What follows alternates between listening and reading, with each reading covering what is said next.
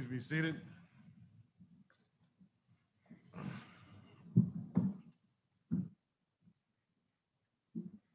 We are back on the record in case number 18-450-11FC.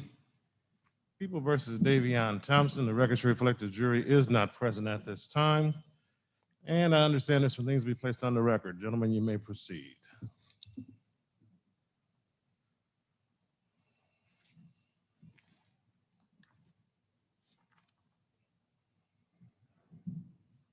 Your Honor, Rod O'Farrell on behalf of Defendant. I just wanted to supplement Rami remarks yesterday, your judge, when we discussed the Mr. O'Farrell, can you get a little closer to the mic? Or Sorry, turn Judge. it down. I can't hear you. Bend it down maybe, or twist it towards you. Is that better, Judge? Yes. I wanted to supplement my remarks yesterday when the court discussed the issue and made the ruling in regard to masks and shields as far as the devices being used with witnesses.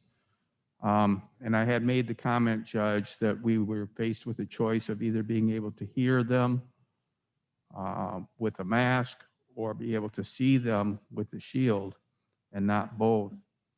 And in thinking about it, Judge, I believe I should phrase this that it raises an issue as to the right of confrontation as guaranteed by the Sixth Amendment and also the Constitution of the State of Michigan, since the same issue is with my client, who, as I pasted off this morning, Judge, we're, I believe, about 13 paces, about 40 feet, I would guess, from where the witness sits. And with the devices that are being used to deal with the pandemic, I simply wanted the record to be clear that I do believe this raises an issue as far as my client's right of confrontation, Judge. Mr. O'Farrell, can you be more specific in terms of how it's affecting his right to confrontation, just so the record's clear? I guess I would draw a comparison, Judge, to where there's been attempts in the past to shield some witnesses where they may have had issues or fears of a defendant, and that's been held to be a denial of the right. Specifically, Judge, I think the Constitution is explicit that you have a right to see and confront the witness through the use of your attorney. And I think it clearly implies that the jury should have the same right to see and hear and evaluate the credibility and testimony from any witness. So to the extent that that ability is obstructed by either a mask or a shield, which limits the ability to perceive or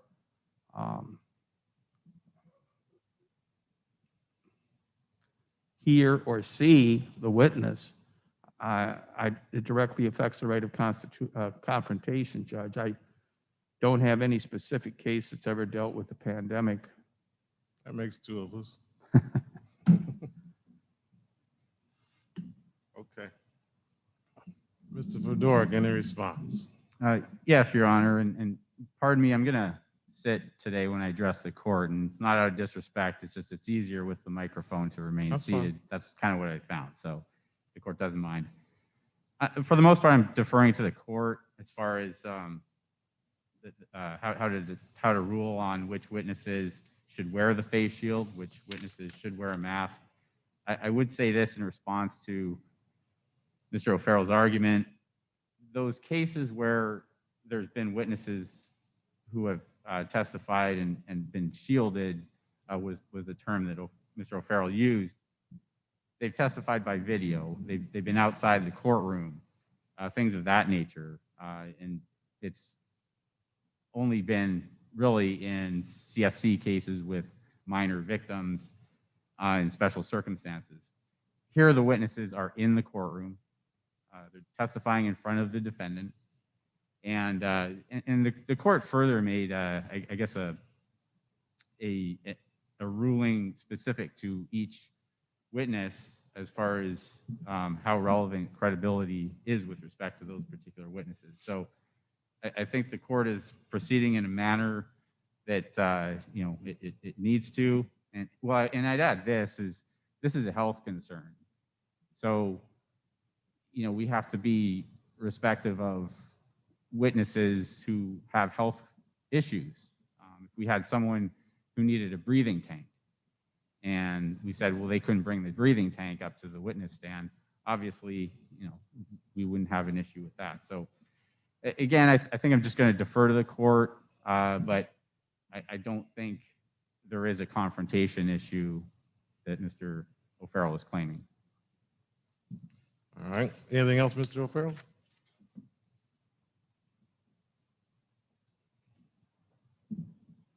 Your Honor, in anticipation of the testimony of Lisa Curtis, I want to raise the issue that there should not be any bolstering or vouching for her testimony. Let me stop you for a moment, Mr. O'Farrell. I meant, do you have anything else on this issue before I rule on it? No, Your Okay, Honor. I'll let you get to the other issue. Thank you. With regard to the first issue you raised, Mr. O'Farrell, we are in the middle of a pandemic, and the Supreme Court has indicated that during a jury trial, the defendant has a right to have a live witnesses testify as opposed to by video. We provided live testimony in the setting that we have here.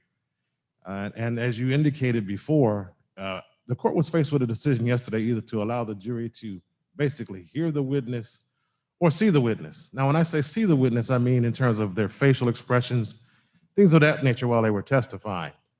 In this particular situation, this is the second time this court has presided over this particular trial. I have seen the civilian witnesses testify in previous trial, and I watched them testify yesterday. And in this court's assessment, the witnesses who were testifying without the face shield are not witnesses whose credibility or integrity goes anywhere to hurt your client's case, if you will. These were merely witnesses who indicated they heard shots, saw a car, nothing relating to your client's identification specifically. So faced with that situation, Mr. O'Farrell, the court decided it would much be better for them to hear those witnesses as opposed to seeing their facial expressions while they were testifying. Once again, the court was faced with a decision yesterday that I hadn't been faced before, pre-pandemic. Do you allow someone to try to testify when the jury cannot hear them because the face shield is preventing them from doing so? Or do you have them remove the face shield and testify so the jury can hear them? Once the face shield was removed from witnesses, the jury could hear them clearly. And so the court made the decision that this was a situation where it was better to let the jury hear the witnesses as opposed to necessarily seeing them. And once again, the Supreme Court can decide during this pandemic situation if I made the right decision. But faced with that decision yesterday, I used my discretion and said it was appropriate to have them remove the face shield so that they could be heard. Having said that also, I understand that Ms. Curtis is one of the key witnesses for the defense and the prosecution, if you will. I'm going to order that she, in fact, wear the face shield so that the jury can see her facial expressions. We'll have a special microphone hooked up to her so they can also hear her. We'll see how that goes. And so, Mr. O'Farrell, I do not believe your client's right to confrontation has been compromised in any way. And if it has, it's because we've all been compromised due to this pandemic we find ourselves in. So your objection or your concern is noted for the record. My reasoning is noted for the record. And at some point, somebody will look at the record and decide which one of us was correct. Anything else on that issue, Mr. O'Farrell? No, Your Honor, thank you. Let's talk about the second one then. Thank you, Judge. As the court referred, we did try this case once, and Lisa Curtis is a crucial witness to both sides. And the potential is here where the detectives to whom she gave multiple statements would be either bolstering her testimony, or the prosecutor could be using the authority of his office to vouch for her testimony. That, I believe, denies the defendant due process of law. I wanted to bring it to the attention of the prosecutor prior to the jury being introduced. I would be relying on the Sixth Circuit case of United States versus Francis, which was reported at 170 Fed 3rd, 546. It's a 1999 case. And the Michigan Supreme Court case of People versus Douglas, 490 Mich 557, was a 2014 case. And the Douglas case in particular involved officers expressing opinions which supported the credibility of the witness. And it's been held that to the extent that that occurs, it invades the province of the jury. And I wanted, rather than make objections when the jury's present, Judge, I wanted this to come out beforehand. And if it is going to be produced in the trial, I will certainly approach the bench as far as making the objection. But it's very clear that the jury should be deciding the credibility of Lisa Curtis, and nothing from the police or the prosecutor as to their opinions as to her truthfulness should be admissible, because it would either be bolstering or vouching for. Thank you, Judge. All right. Mr. Fedora. Thank you, Your Honor. There was no testimony from former Detective Wenzel as to his opinion on whether Ms. Curtis was being truthful or untruthful. His testimony was merely regarding her actions and the defendant's actions as well during the investigation of Lisa Curtis's son's murder. And he gave specific instances as far as when Lisa Curtis, or actions that Lisa Curtis had taken to assist the police department in that investigation, and given specific instances where the defendant had, for instance, refused to communicate with the department as far as that investigation. So his fact-based testimony, there was never any testimony that we believe Ms. Curtis is telling the truth or that she's not telling the truth. That was never part of the testimony. So it was proper. There was nothing improper as far as bolstering or otherwise. All right, Mr. Fedora, I believe, if I understood Mr. O'Farrell's position correctly, his concern went to future witnesses necessarily. And if I'm incorrect in that, my assumption about his position is my position, that your future witnesses will be instructed, not to mention whether or not they believe Ms. Curtis is credible or telling the truth or anything of that nature. Does that take care of your concern, Mr. O'Farrell?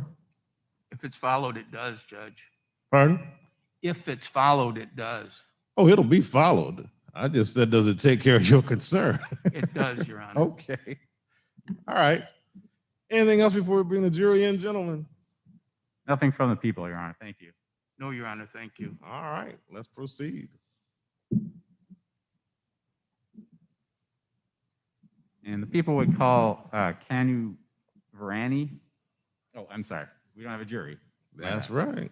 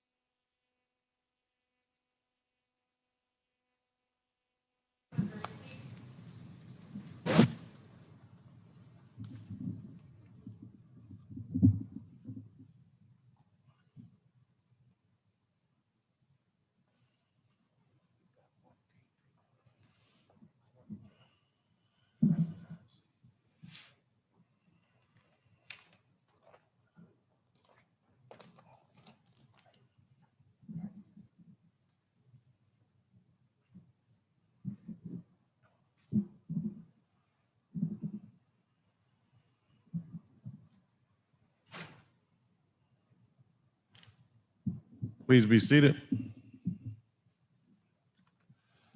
Morning, ladies and gentlemen. It is now about 9:30, which means we're starting about a half hour late, so you're half an hour. And we maybe let you go home early today, a half hour to even it up. We'll see how that goes, all right? Mr. Fedora, you may call your first witness. Thank you, Your Honor. People call Kanu Varani.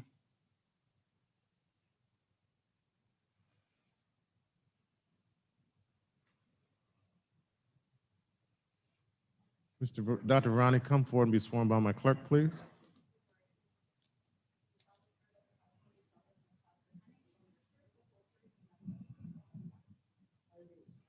Take the witness stand.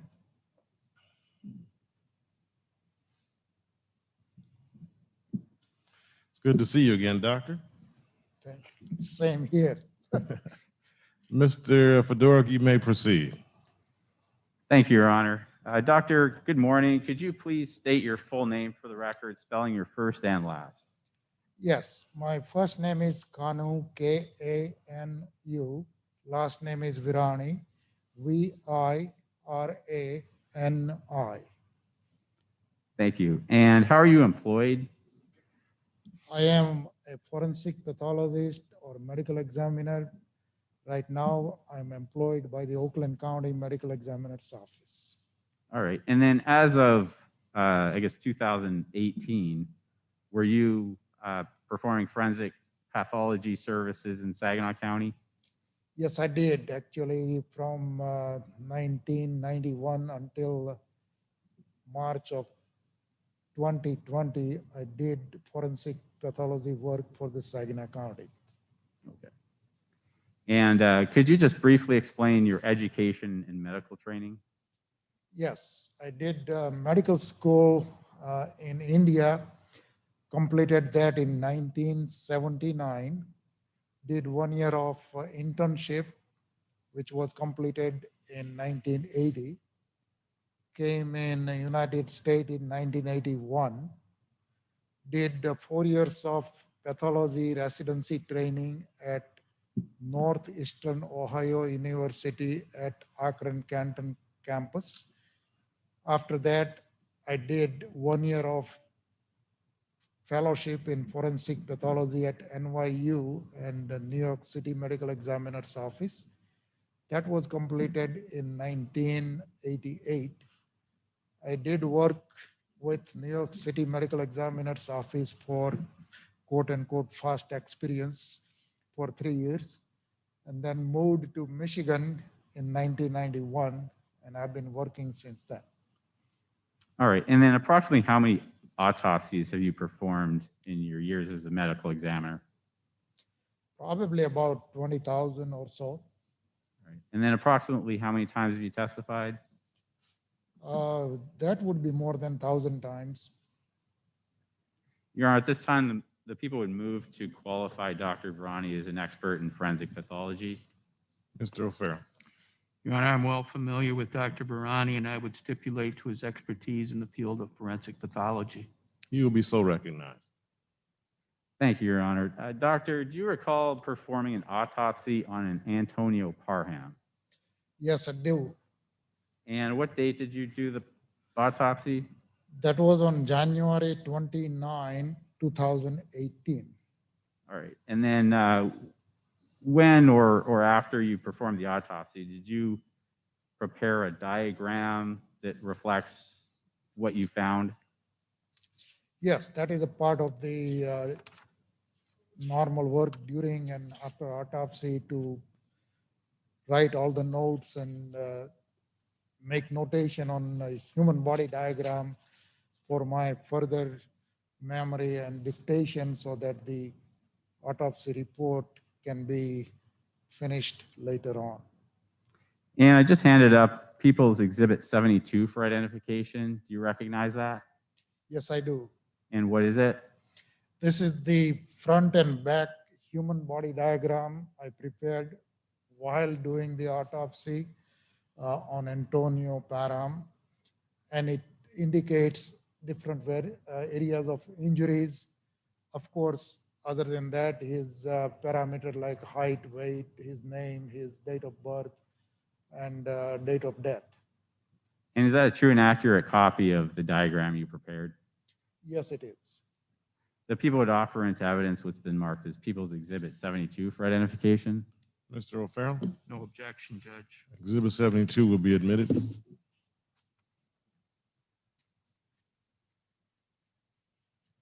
Thank you, Your Honor. The people would ask for permission to publish. You may.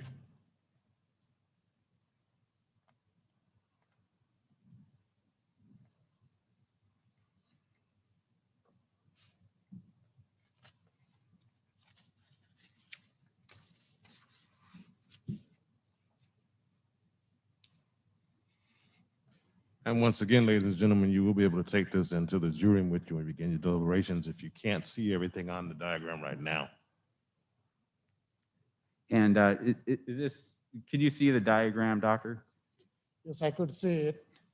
And is there some information that you need me to include in there, or is that fine? Pardon me? Do you want me to zoom this out so there's more information on it, or is this fine? No, it is fine. Either way, I have a copy with me. I can refer both, either on the screen or on the copy, both ways. Okay. And can you please describe the injuries that you found on Mr. Parham when you performed your autopsy? Yes. When I examined him, he was brought from the hospital emergency room. So he was wearing on a hospital gown. Rest of the clothes were removed. When I carefully examined him, I summarized that he had 9 gunshot wounds on his body.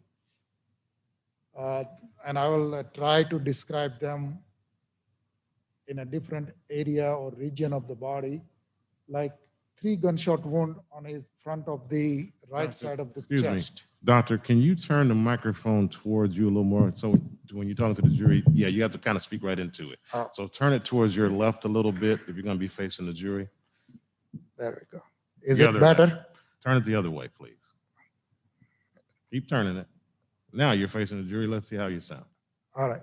Is it better? Yeah. All right. Sorry about it. No, that's okay. So, like I said, that he had 3 gunshot wound in the front of the chest, which are the bullet entry wound, we call them. As you can see on a diagram, if I can point it out, it should be on the front 1, 2, and 3 on the right side. I just numbered them for convenience of description. Numbers do not represent that this was the first shot and second shot and 9th shot, all right? Medical examiner or forensic pathologist cannot determine the sequence when we are examining the dead body.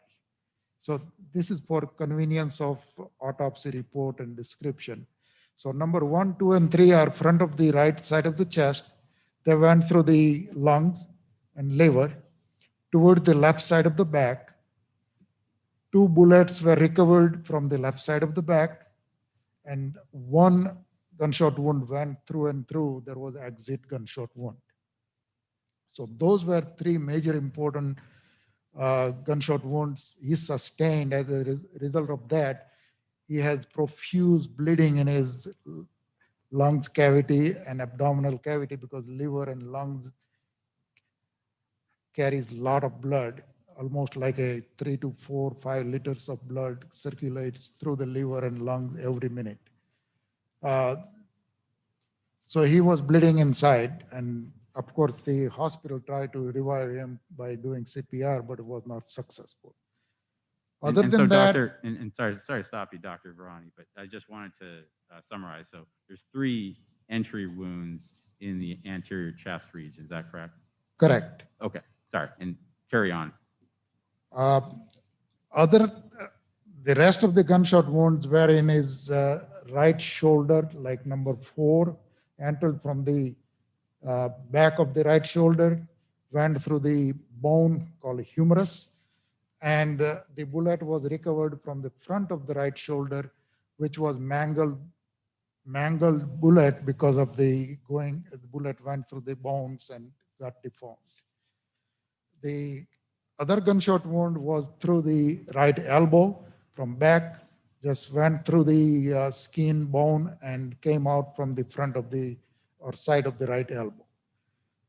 The third wound on our right arm was near the wrist, which entered from the back of the arm, just above the wrist, and came out from the front. So those were number 4, 5, and 6. Now, number 7 and 8 are on the right lower limb. Number 7 was just above the right knee, went through the muscles and soft tissue, and came out from the back of the right thigh. Number 8 was just below an inside aspect of the right knee. It went through the knee joint actually and came out from the back and side of the right knee. And the last gunshot wound, number 9, was in his right buttock, entered from the bottom part of the buttock, and the bullet proceeded upward near the midline of the lower back, where we call it a sacral area, near the end of the back. So the bullet came out through that, and it went through only the buttock muscles. So those were all 9 gunshot wounds. He did not have any other physical injuries. His natural diseases were not any way come to the close to create any cause of death. Thank you, doctor. And so 9 total entry wounds, correct? Correct. All right. And just to clarify, how many exit wounds did you find? 3 bullets were recovered. So 6 exit wound and 3 bullets. Thank you. And do you recall photographing the bullets that you found inside the body? Yes, the detective at the autopsy who was attending was taking all the autopsy photographs, including the bullet when I recovered and cleaned them up.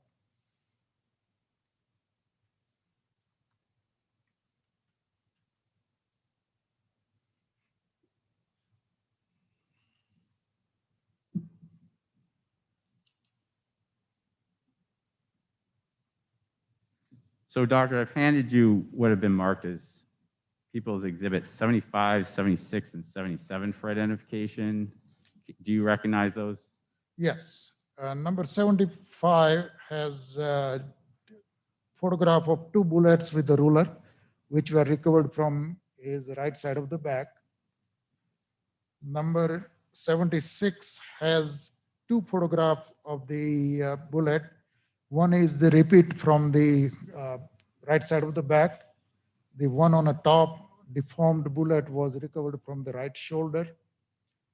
And the last exhibit, number 77, has repeat of the major core recovered from the shoulder and a very small separated fragment recovered from the broken humerus area. So these are all the part or entirely of 3 bullets. And doctor, those photographs that are included in 75, 76, and 77, are those true and accurate representations of the photos that you took? Yes, they are. People would offer into evidence people's exhibits 75, 76, and 77 for identification. Mr. O'Farrell, No objection, Your Honor. 75, 76, and 77 will be admitted.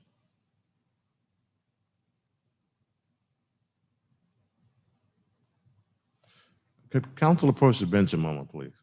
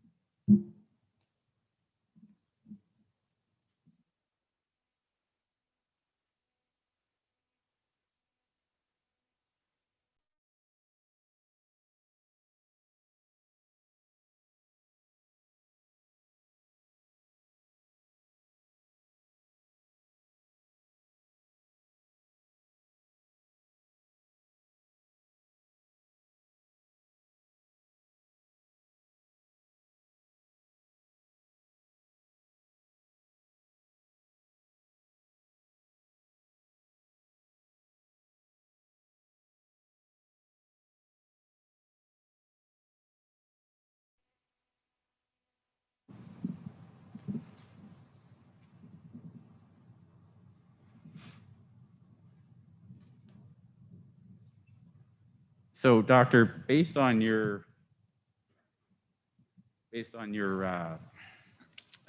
inquiry as far as Mr. Parham's autopsy, did you draw any conclusions or could you make any opinions as far as cause of death? Yes, his cause of death was multiple gunshot wounds. And were you able to make an opinion, form an opinion as far as manner of death? The manner was classified as a homicide. Thank you, doctor. No further questions, Your Honor. Questions, Mr. O'Farrell? Thank you, Judge.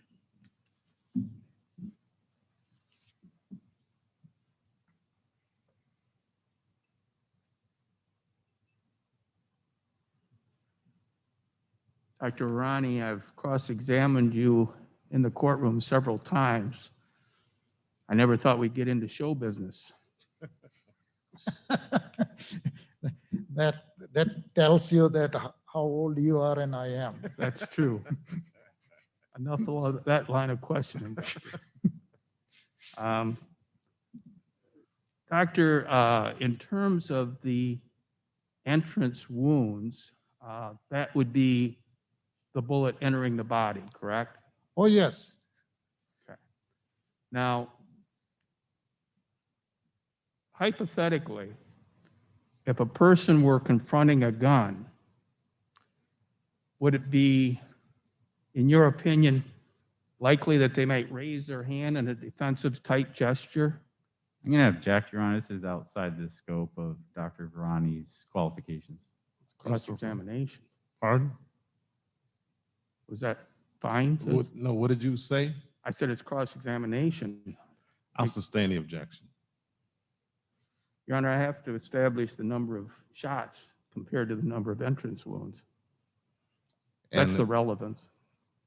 well, the question you just asked him went to angling as opposed to number of shots. Did I misunderstand your question? What I'm trying to get at, Judge, and maybe I didn't phrase it well, is if a person sees a gun, they can raise their hand and then a bullet can pass through their hand and then actually enter the chest. That's what I'm getting at. Well, that's much more artfully worded this time, Mr. O'Farrell. If that's your question, that's fine. Did you hear the question, Doctor? Yes, I remember. So, yes, it is a natural gesture by any human being when somebody is assaulting that person, going to be in a defensive mode. Now, defensive mode would be maybe running away, maybe raising hand, trying to protect the face and head or chest area by whatever means is available at the time. In terms of the wounds to the chest, there were 2 bullets that remained in the body and 1 that passed through, if I understand correctly. Yes. Would it be consistent with the nature of firearms and bullet velocity that perhaps the 2 that remained in the body had also passed through the hand first and therefore lost some of their velocity or impact? It is possible.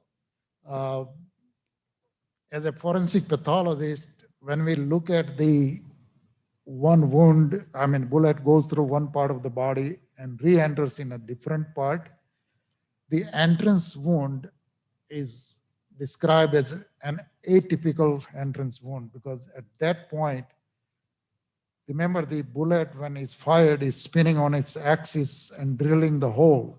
So the entrance wound, first time entering in the body, would drill the hole, which would be perfectly round with the edge scraped all around it. If it has gone through the other part of the body and re-entering now second time, the bullet may be not spinning on its axis perfectly. It would be tumbling and entering, although the force is enough to re-enter into the second part, that would create not perfectly round entrance wound.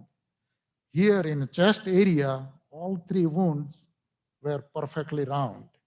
So very likely that these were the first time bullets were entering in his chest first time rather than going through the arm. Okay. Now, in terms of the damage causing death, would the wounds that you observed to the arms and the lower extremities, would those have been fatal, or was the fatal shots the ones to the chest?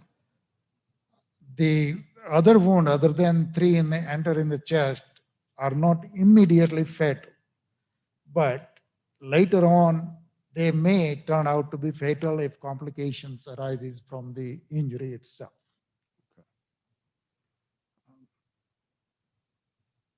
If the 3 shots to the chest were fired in rapid succession, hypothetically, would it be likely that that person would immediately drop, or could they function with those wounds? Your Honor, I'm going to object to the hypotheticals. I'm kind of concerned about how far away from what doctor's testimony was Mr. O'Farrell's getting. I'll overrule the objection. I'm not quite sure where Mr. O'Farrell is going, so I'll allow him a little bit of leeway to explore it. Proceed, Mr. O'Farrell. Right. Did you hear my question, Doctor? Yes, I do. In a reality, yes, a wound through the lungs, liver, or heart start bleeding profusely. But if there is no injury to the brain, the person remain conscious and ability to move around for a few seconds. Now, that is for the person with the strongest ability to withhold or withstand the injury. Some people look at the blood and drop dead without injury. I'm talking about the one end to the other end. And some people we have seen getting shot into the heart and still ran about 100 yards very easily before collapsing. So you have variation from immediate dropping on the floor, but not dying right away. Technically, I can tell you that. It takes a minute or two before body is gonna run out the blood and the heart stops. But person may drop on the floor and remain on the floor, or may start running away with that wound and can run for a few seconds, maybe 50, 100 yards. Thank you, Doctor, for the variations that can occur.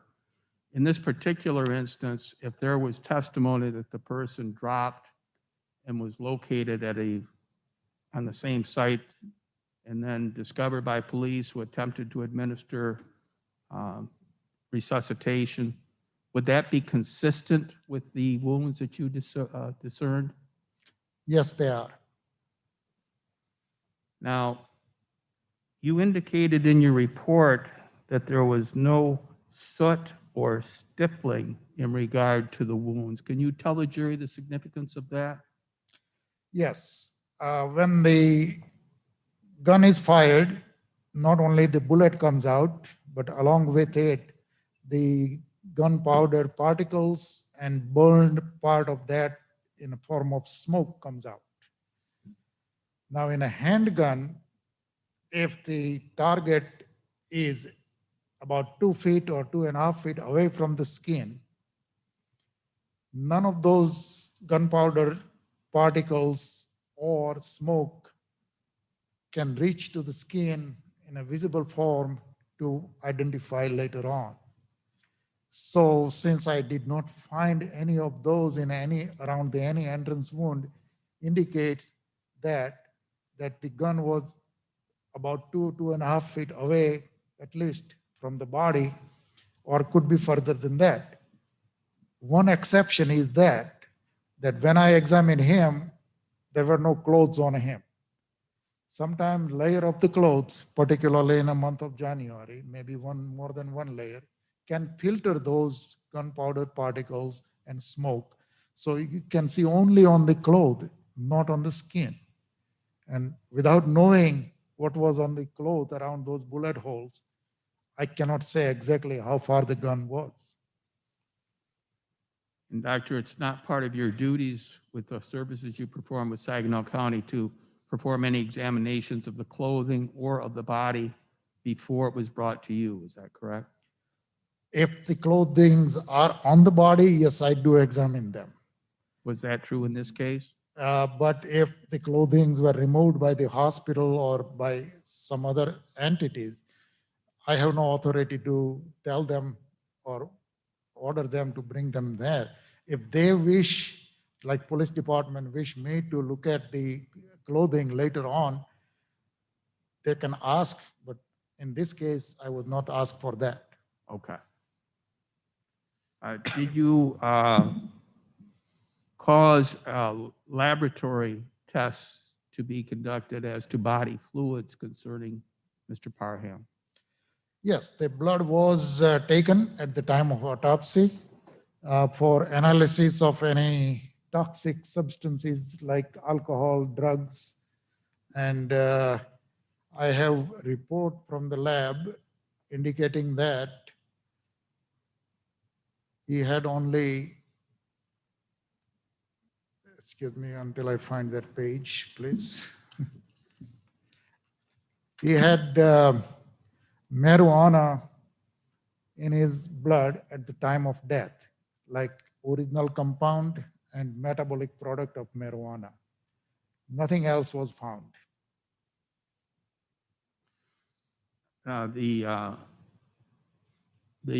marijuana, when it's in the blood, is referred to chemically as THC. Is that correct?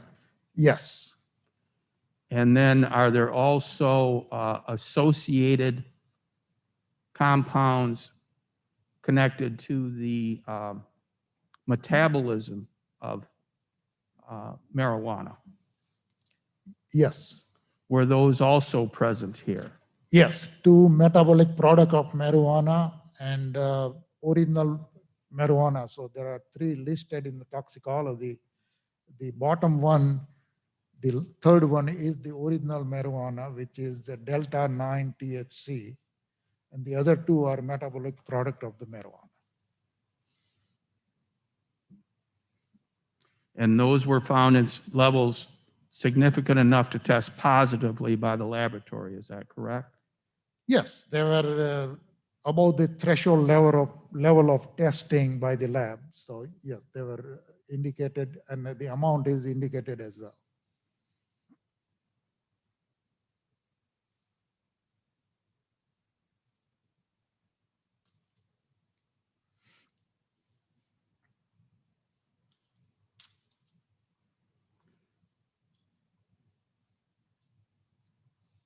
Thank you, Doctor. I have no further questions. You're welcome.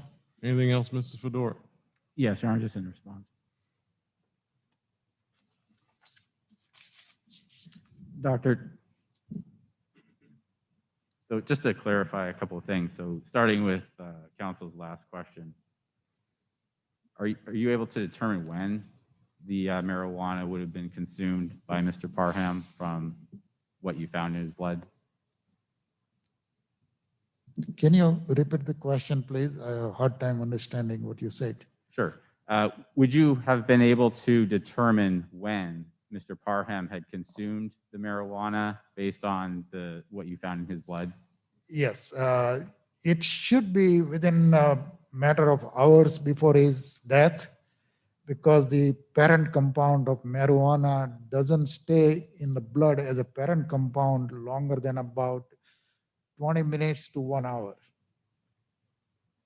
Metabolic product you can find several hours later or even days later, but original parent compound doesn't last longer than, like I said, 20 minutes to 1 hour. So he had a parent compound already found, indicating that he must have smoked marijuana within hour before he died. And then also a question regarding, I guess it was gunshot residue. So you said it's under 2 feet. The shooter would have been 2 feet or less, I guess, from the victim if you found gunshot residue. Is that correct? Yes, Okay. And then further back from 2 feet if you don't find gunshot residue. and most of the handgun with the normal ammunition, yes. If there is Magnum cartridge, you can see that residue sometime up to 3 feet. But we are not talking about Magnum cartridge. Here is a normal range of cartridge, which range from 2 feet to 2.5 feet. Okay. So it's not an exact science. It's not exact science. You have to test fire this exact same gun with same ammunition and see how far the residue is spreading on a target, and they measure it. So it varies from there, gun to gun and ammunition to ammunition.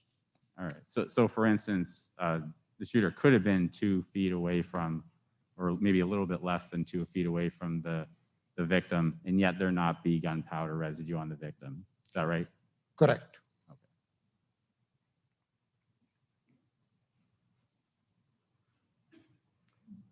And in your analysis, does it really depend on the cause of death? Does it really depend on how rapidly the shots were fired?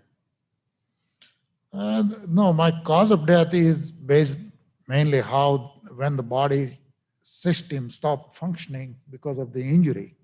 So that's how I decide by myself, based on the injury. Since his lung and the liver were perforated, enough loss of blood, which was the mechanism of death. And that takes only a few minutes after you start bleeding inside. So that's how I determine the time-wise that he would remain conscious or collapse after that. Thank you, doctor. That's all. Anything else, Mr. O'Farrell? No, Your Honor, thank you. You may step down, doctor. Thank you, Judge. Thank you. Stay safe, okay? All right. Mr. Fedora, you may call your next witness. The people called Lisa Curtis.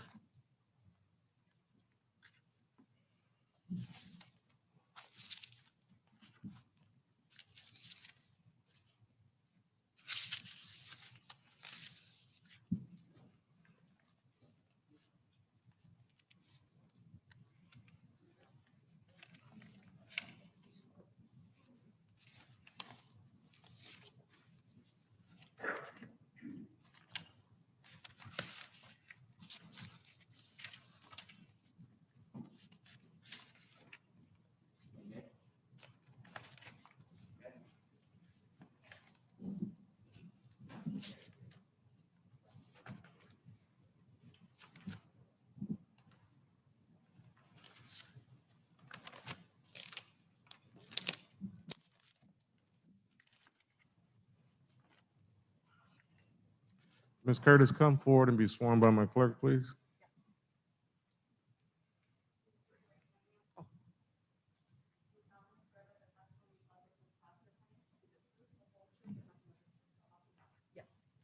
You can take the stand.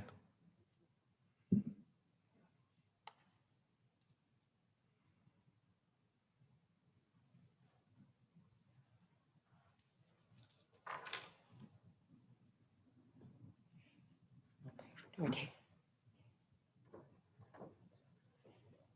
Put it back in there. Okay.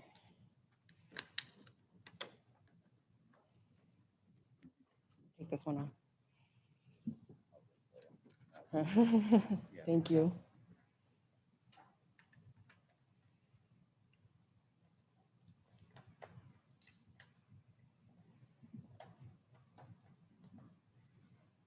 Okay.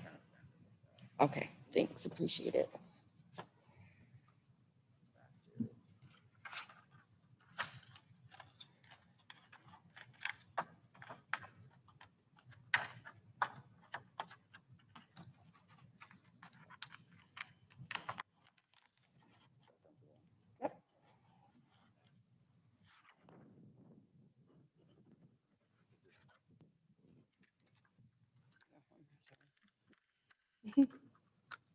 You can just swing that other mic out of the way, Mr. Fedora. Just, yeah, Thank you. all right. Okay.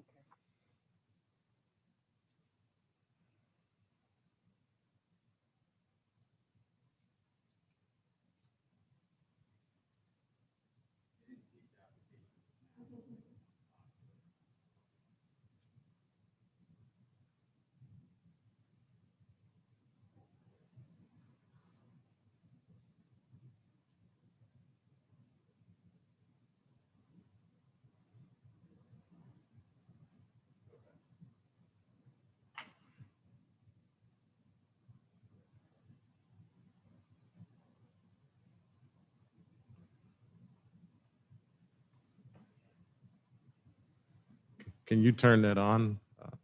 Turn that microphone on too. Oh. I'm not sure if it's on.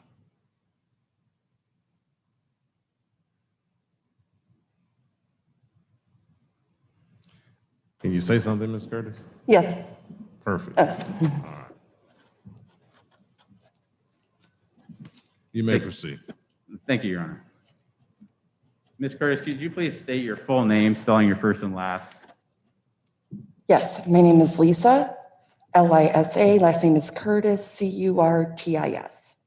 All right. Now I'm going to be referring to January 27th, 2018 a couple of times. As of that date, can you just give your address where you were living? Yes, I lived in Camelot Apartments I was in apartment M1. Okay. And that apartment complex, which city and state is it in? Saginaw, Michigan. Now, I'm also going to be asking you about your late sons. If you can just tell the jury how many sons did you have? Hi, good afternoon, good morning. I had 2 twin boys that were born on December 20th of 1995.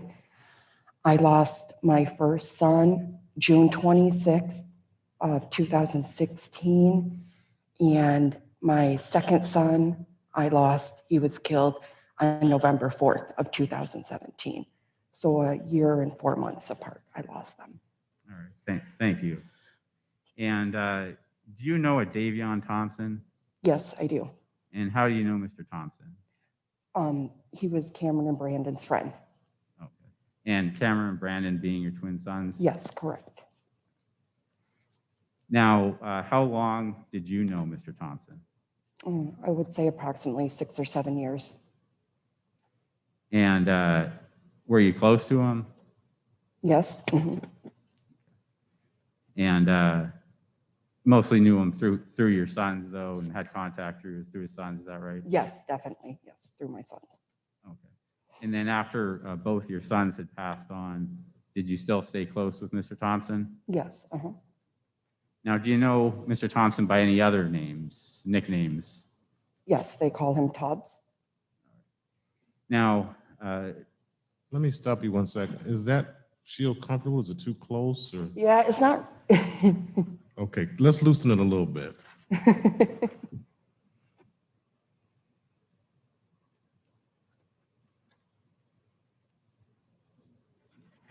bend it like that, is that better?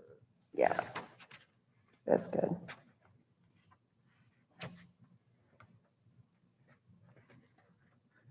Yeah, that's better. Thank you. All right.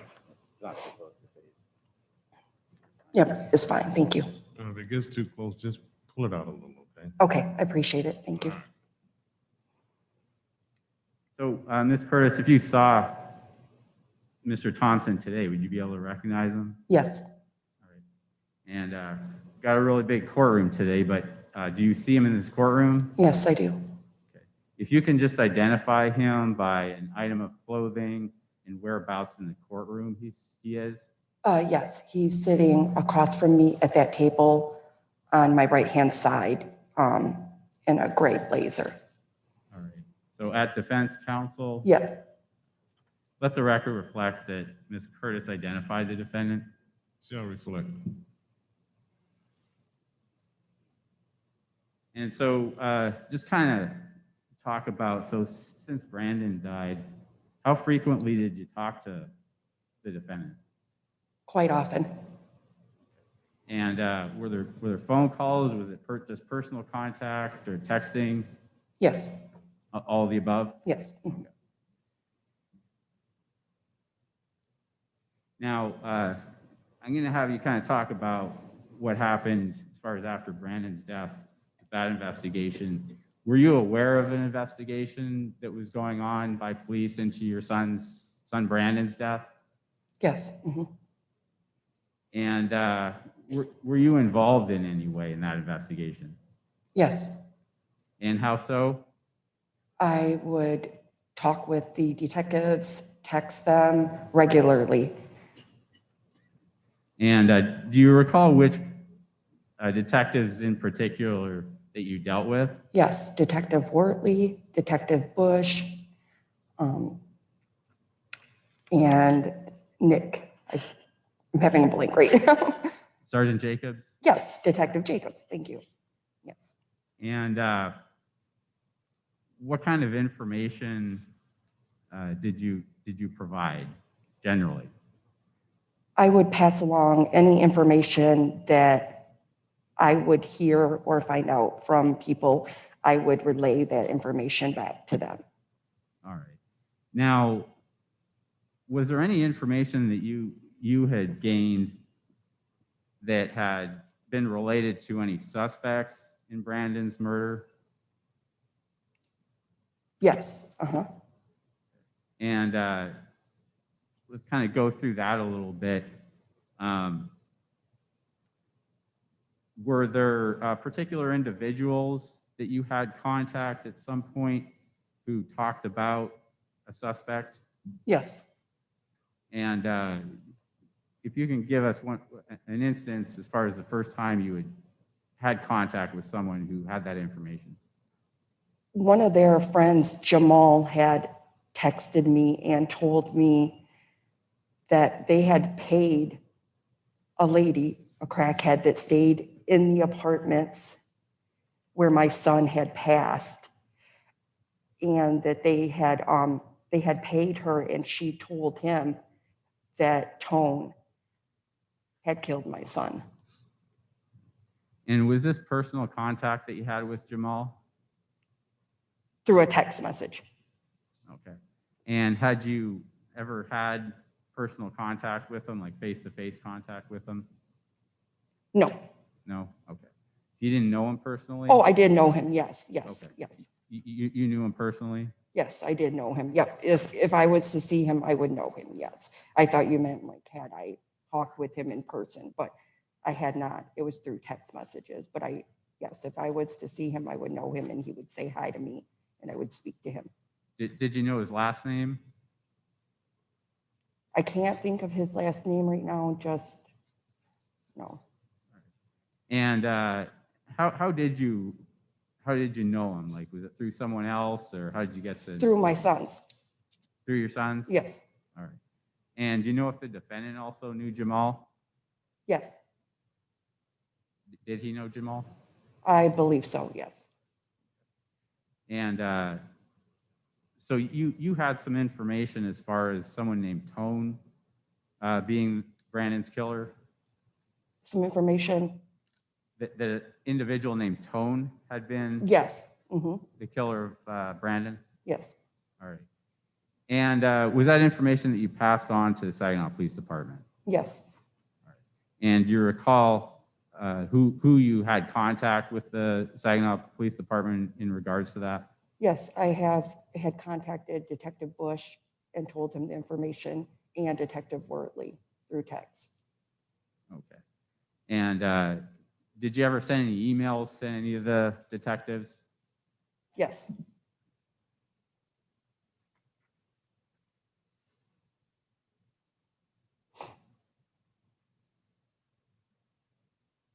You need to adjust your face shield. Yeah, I know it.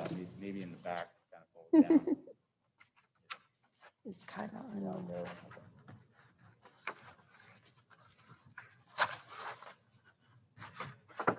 You might want to help for Mr. Fedora, so it won't fall off.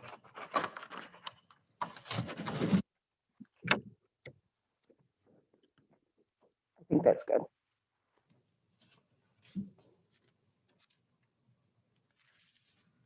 So I've put in front of you what's been marked as People's Exhibit 1 for identification. Do you know what that is? Yes, these are messages that I had sent to Detective Wortley. All right. And did you email or text those messages to Detective Worley? Yes, they're actually Facebook messages that I did send to him. Yes. Now, were there other people other than Jamal that you had contact with about information about Brandon's killer? Yes, there were two guys that had approached me at the gas station that had told me also that they had heard information that Antonio had killed my son. Okay. And do you know who those individuals were, those two men? I know of them. I don't know them personally. All right. Do you know Yes. their names? I don't remember at this time. They knew who I was, though, as being Brandon and Cameron's mom. Okay. And so again, was that information that you turned over to the police department? Yes, yes. I did text that to the detectives as well. All right. Now, did you ever talk to the defendant about the information that you had as far as someone named Tone being Brandon's killer? Yes. All right. And just tell us a little bit about that. He had actually told me that he had heard that Antonio Parham had killed my son, and I did tell him the information that I had heard as well from Jamal and the two guys at the gas station. Okay. And had you and the defendant talked about where this Tone might live? Yes, he said that he actually knew, he thought that he knew where Tone lived, yes. Okay. And did you ever learn where Tone lived? Yes, I had heard where he had lived. Okay. And again, was that information you turned over to the police Yes. department? Yes. Have you since been able to learn what the full name of Tone is? What his name actually Yes, everyone called him Tone, but I do know his real name is Antonio Parham. Now, these two males that you encountered at the marathon station, do you know if the defendant knew those males? That I'm not sure. I do not know that. All right. Jamal, do you know if the defendant knew Jamal? Yes, he knows Jamal. And People's Exhibit 1 for identification that I handed up, is that a true and accurate representation of the text messages that you sent to Detective Worley? Yes, it is. People would offer into evidence what's marked as People's Exhibit 1 for identification. Mr. O'Farrell? Judge, I'm sorry, I haven't actually had an opportunity to examine that. I think it's the same as mine, but I'll go to defense counsel. Mhm.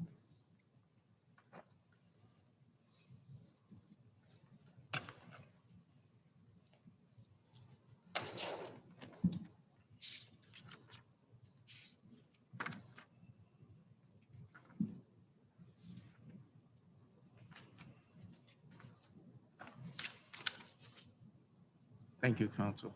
That is the same as mine, Judge. I have no objection. Exhibit 1 will be admitted. Now, what was your reason, Ms. Curtis, for communicating with the police about information you had regarding your son's death? I wanted them to find out who killed my son and definitely wanted to pass it along the right way and make sure that he was sent to prison like the first guy that killed my other son. And so the individual who murdered, so Cameron was murdered as well? Yes, he's in prison now. I went through court. I sat through a court trial for that as well. Okay, thank you.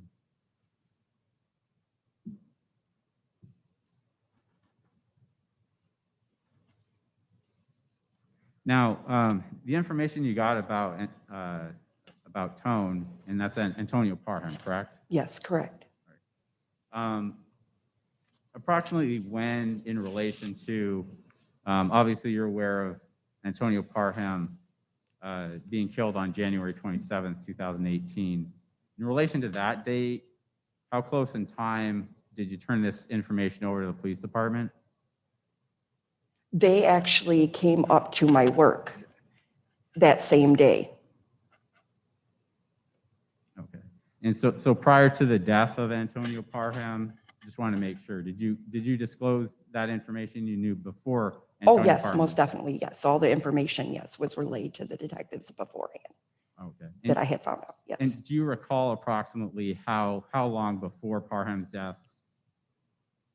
Well, I sent quite a few things, so I want to say probably I was talking to them the last 3 or 4 months about it. So yeah, I sent them quite a bit of information, so yes. And sorry, just as far as like, so Antonio Parham's death was on January 27th, Yes. 2018, and then your son was murdered in November 2017. Yep, November 4th of 2017. Okay. And so, prior to January 27th, was it like a matter of, a couple of weeks this information was coming in, or a week before? Or? Oh, yeah, yes. I had been working with the detectives ever since my son had passed. Okay. But as far as the information of Antonio Parham, that's shortly before. Oh, his yes, death. sorry. Yes, definitely. Is that correct? It's Yes, shortly that is before his correct, yes. death? Now, you said that you talked to, let me ask you, I mean, the people that you had consulted, the information they were getting, what was their source? I mean, was this just a word on the street, or how were they indicating they knew this information?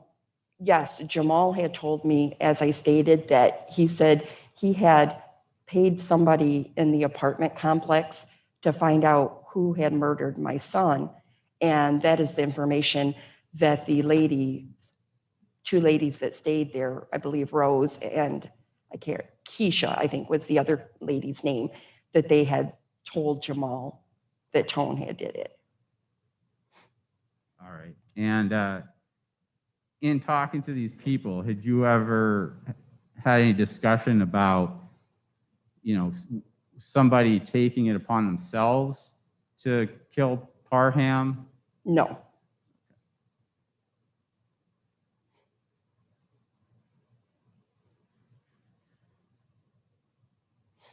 Now, I'm just going to ask you about your contacts with Davion. So, did he have a cell phone? Yes, he did have a cell phone. And do you have any knowledge of how he obtained the cell phone that he had in January 2018? My son had given him the cell phone that he had. All right. And that was then obviously before your son passed. And is that your son, Brandon? My son Brandon, yes, sorry. My son Brandon had given Davion his cell phone months before he had passed. My son had went under my plan, so he did end up giving Davion his phone since he did not have one at the time. As of today, do you recall what the phone number for that cell phone was? It's been a long time. I believe 989-475-4365. Okay. And are you certain of that, or do you need something to help refresh your recollection? I believe that's it, but yes, you could definitely show me something just to refresh my memory.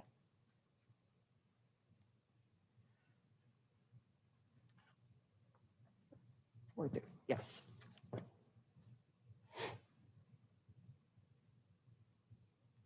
So are you certain that's the phone number for the phone that the defendant was using? Yes, correct. And then how long was the defendant using that phone?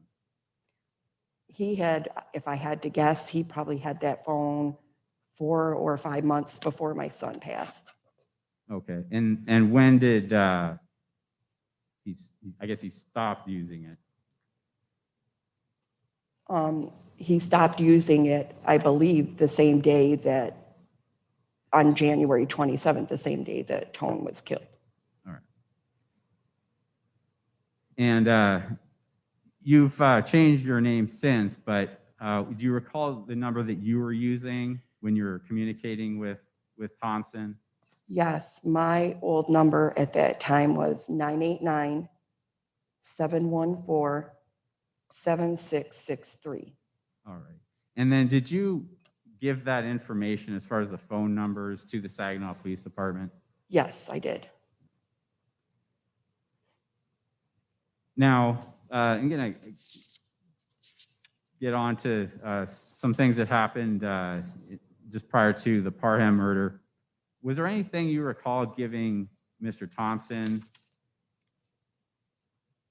Yes.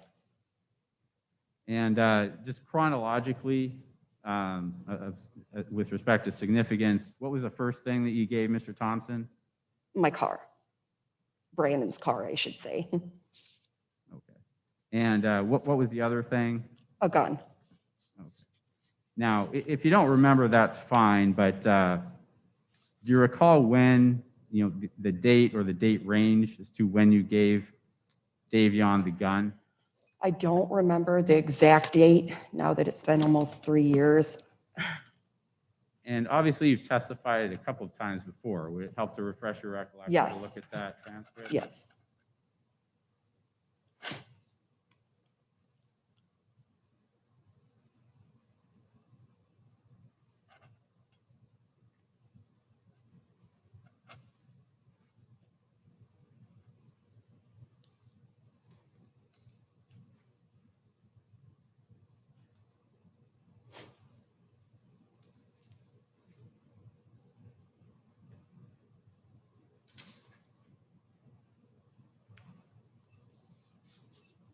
Your Honor, can I get the page? Just for the record, I'm referring to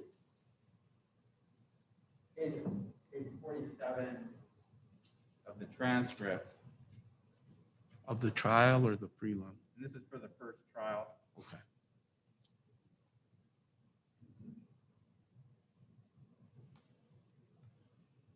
So, Ms. Curtis, you can just refer to line 7. Yes, it was either Friday, I believe it was on the 19th, or Saturday, the 20th. It was one of those days.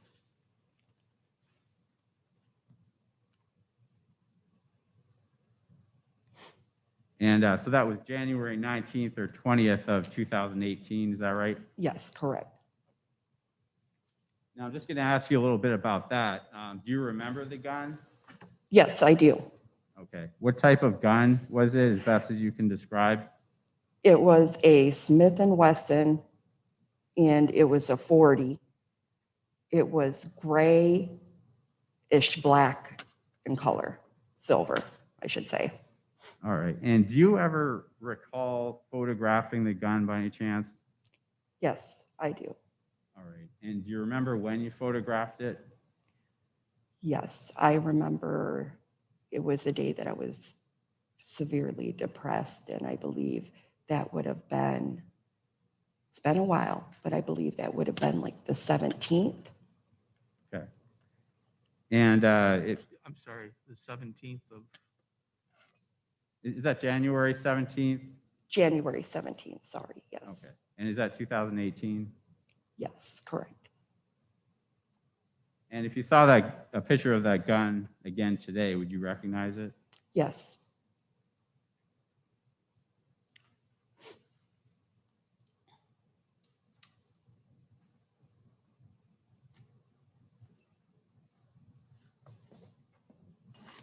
Yes.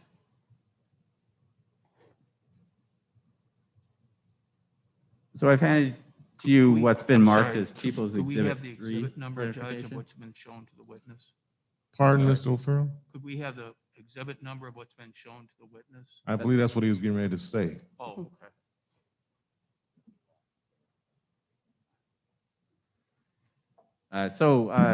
Ms. Curtis, I've passed up to you what's been marked People's Exhibit 3 for identification. Yes. And do you recognize that picture? Yes, I do. Okay. And what is it? That's a picture of my gun. And is that the actual gun that you owned?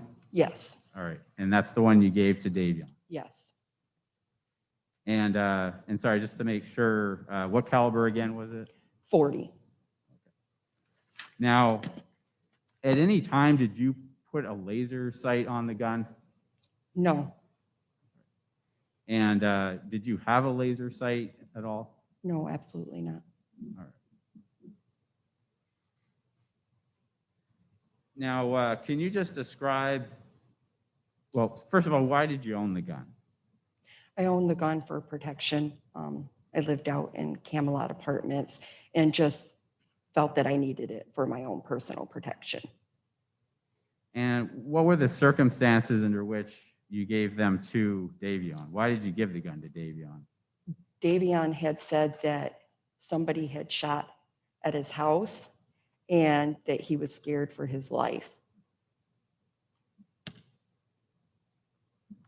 And did he then ask for the gun? Yes, And what did you do? You indicated you had the gun for protection. What did you do once you had given up the gun? I did. Yes, he said that he needed it for protection, so I did end up giving it to him, and I went and bought another gun because, as I stated, I did feel that I needed one for the area that I was living at the time and wanted one for my own personal protection. So I did go and purchase another one. And did anyone go with you to buy Yes, it? Davion did go with me. Now I'm going to move on to that you said that you gave Davion a car. What kind of car was it? A Dodge Charger. It's black in color, and I believe the year is 2009, if I'm correct.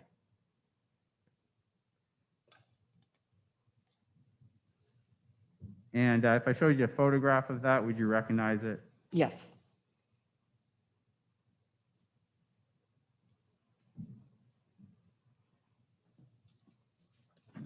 And actually, before I move on to that, People's Exhibit 3 for identification, is that a true and accurate representation of what your gun looked like when you took the picture? Yes, correct.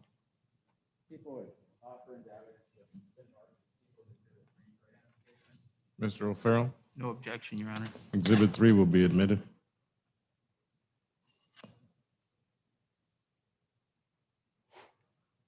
Now, now I'm way back here, and I can't remember the number on the top photograph, Ms. Curtis. If you can just tell me what's the exhibit This is number? Exhibit 6. Okay, thanks.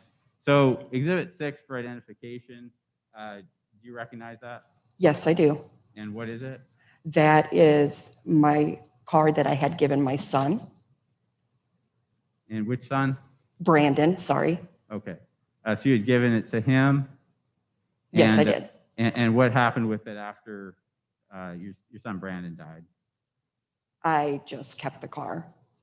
And then I ended up loaning it out to Davion. He wanted to use it to find a job. All right, so that was the car that you loaned to Davion? Yes, correct. All right. Now, if you can just go into a little bit more as far as why he needed the car, like did he ask to borrow the car? Yes, he asked to borrow the car. He said that he had a job, or he had an interview, I'm sorry, at a sub place.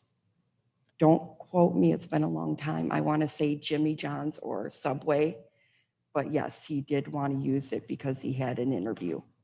All right, and then you allowed him to use it? Yes, he was trying to find a job. All right. And what was your expectation at the time? Was it that he'd just have it for a day or two, or what? Yes, he did say that he had an interview. He said that he was going to try to find a job. So I expected maybe a day or two, yes. Now, do you recall the day that you actually turned the car over to him? I don't recall the exact date. It's been a long time. And if you don't, that's fine. Yes, gonna I'm turn sorry. to page 51 of the transcript of the first trial. And if you can look at that and see if it refreshes your recollection. Sure.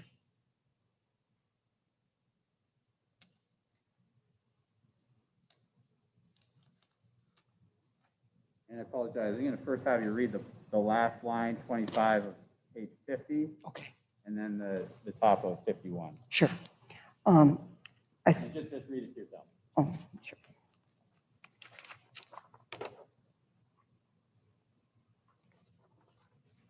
Yes, Monday, January 22nd, 2018. All right. Now, did Davion ever return the car?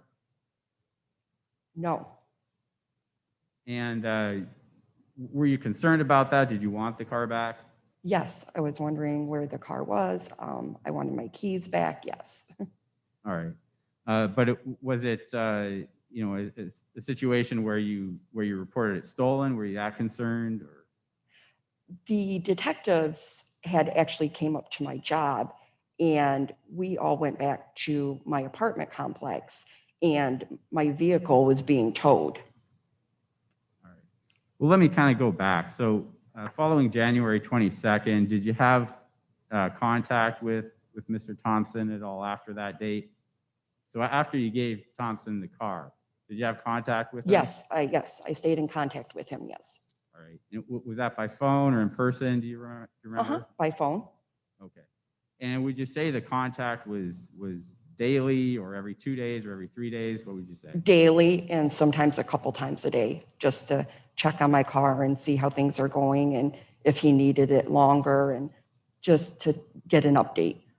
Okay. So you kept calling him and he was Yes. obviously maybe calling you as well.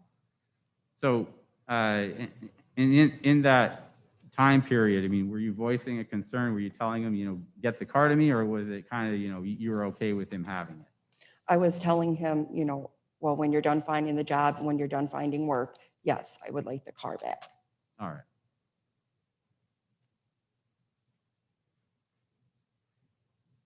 Now, just leading up to January 27th, if you can just tell us a little bit about the phone communication. You said something about January 27th being the last day that Davion had the phone. Were you able to get in touch with him on that particular day?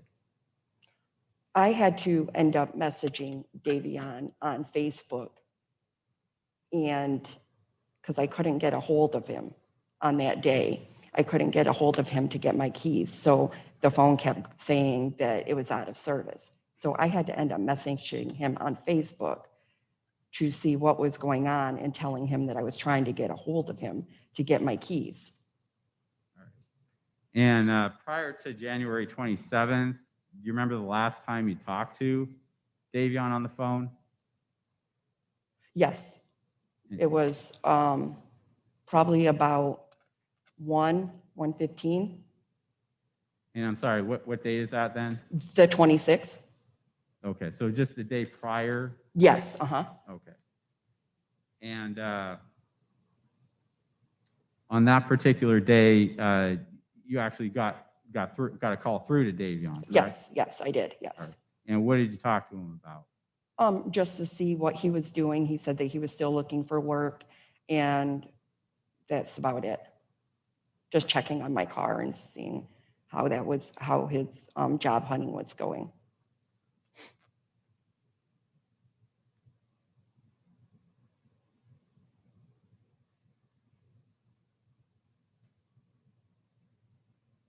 Now, on the 27th, January 27th, Yes. did you make any calls to Davion that day? Yes. So that's the day that Mr. Parham Yes. was killed? Yeah. Okay. And do you recall, just roughly, you don't have to say all the calls you made to him, but approximately how many? Is it multiple calls?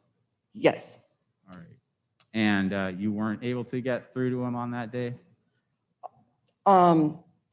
No, I actually ended up talking to him, and he said that he was still looking for a job and that he still needed my car. So, Okay. So when you were calling, were you getting his voicemail message or what? yes, I was later in the afternoon and evening. Yes, I was getting voicemail messages, and then I was getting it out of service. Okay. So at some point, the phone went to out of service? Yes, Okay. most definitely. All right, now I'm going to bring you to January 27th, 2018. So on that day, what were you doing? I was at work that day. I worked, or I still do, I should say, at King Communications. All right, and just generally, where is that? That is on Water Street. It's 334 Water Street. It's downtown, kind of, It's downtown Saginaw? yeah, downtown Saginaw by AT&T. Okay, thanks. Now, while you're at work, was there anything where you got any contact from anyone in particular that stuck out in your mind? I was at work and the detectives came to my job. I can't remember the exact time, but yes, they did come up to my job that Okay. day. Do you remember calling you first, or did they just show up at work? I can't remember if they placed the call. I believe they did, and then they came up there, but I did end up speaking with them on that day. I Okay. can't recall, I'm sorry, if they All right. called first. All right. And then did they tell you why they were contacting you? Yes, And what did they tell you? they had said that there was a murder that was committed in my car. All right. And do you remember the names again of the detectives? Yes, it was Detective Wortley and Detective Wenzel. All right. And so when they said that there was a murder involving your car, did they inquire anything about anything else about the car? They asked who was driving my car. They asked who had my car. And what did you tell them? I told them that Davion Thompson had my car.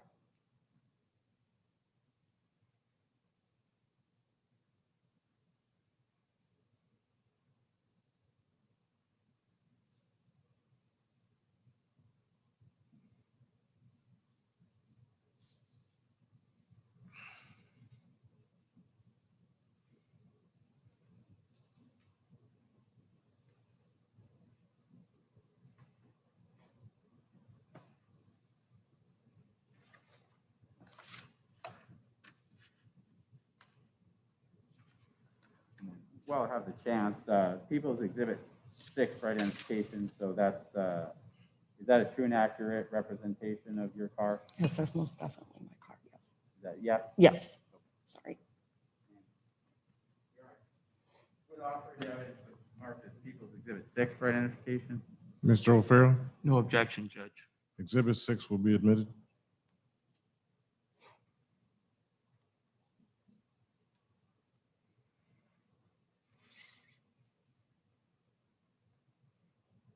And 1 second, Your Honor.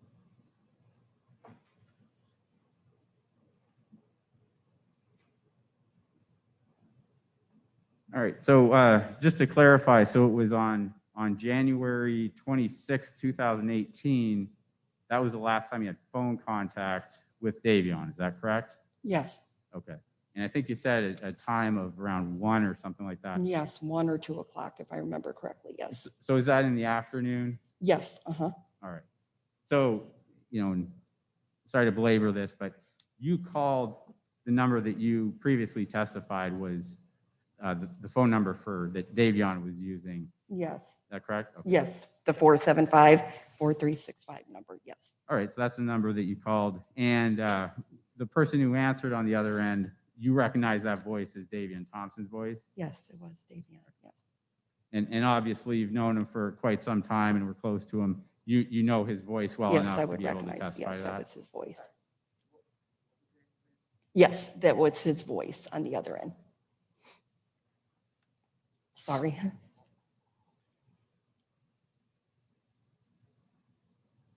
Now, so you made it multiple calls on January 27th, 2018.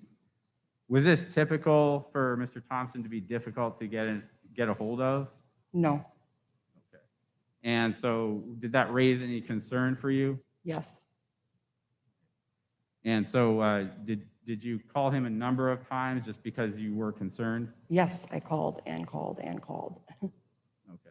And then again, at some point, you got a message on the phone when you called it and it said the phone was out of service. Is that what it said? Yes, correct. And then I ended up sending him a message on Facebook. And let me just kind of carry on as far as that out of service message. Yes, Do you recall approximately what time of day that was on January 27th?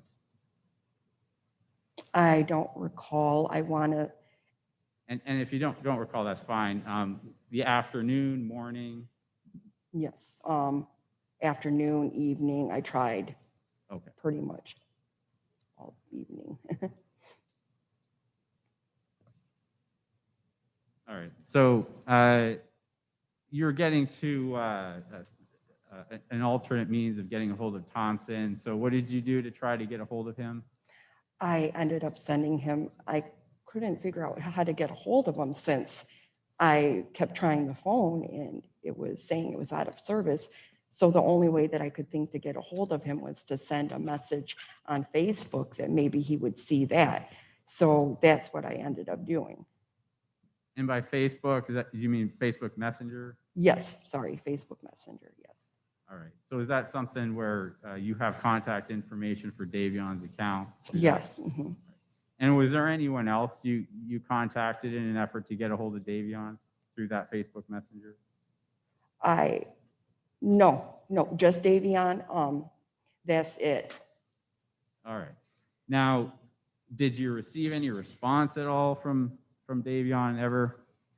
I didn't receive a response, but the following day, he came over to my son's father's house. All right. So following day being, is that January 28th, 2018? That would have been January 28th, yes. All right. And do you know what day of week that was? If I'm correct, it's been a long time. That would have been a Sunday. And what's the name of, I think it's Brandon's father, you said? Yes, correct. What's his name? His name is Donald. Last name is Pennywell. Okay.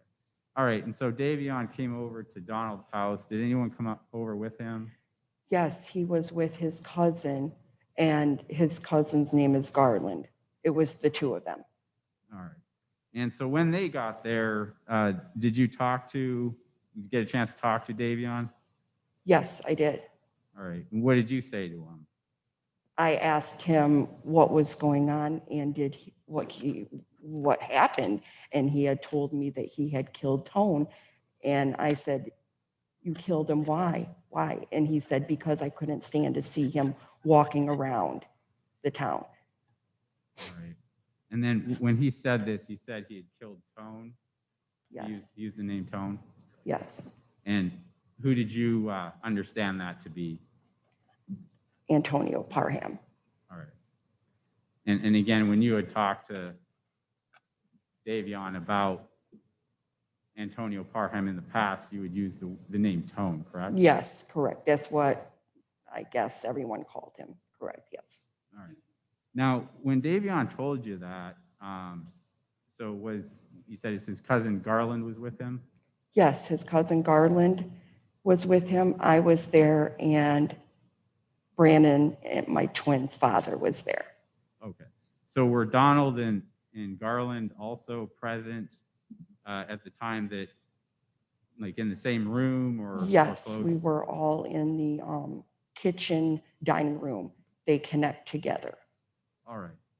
And when Davion made this confession that he had killed Antonio, did he say it silently to you, or did he say it in a loud voice? Can you say something about how loud his voice was? He said it in a normal voice.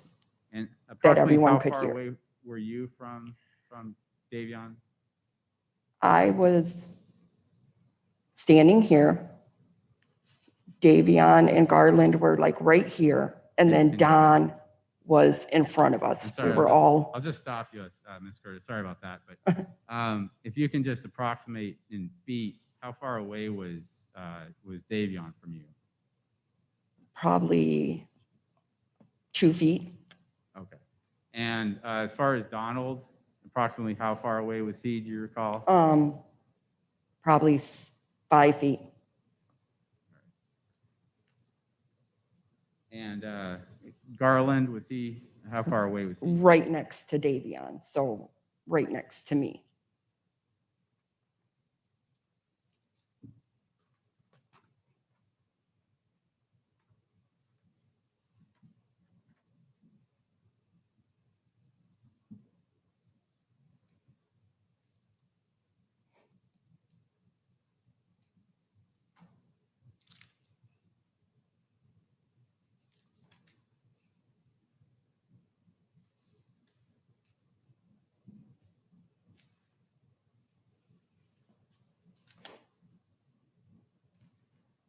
Just one question, and well, let me kind of clarify. And are you absolutely sure of those distances, or are those just estimates?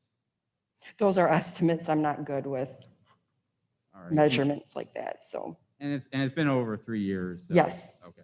And in the past, I won't get into detail about this and spend too much time on it, but you testified a couple other times.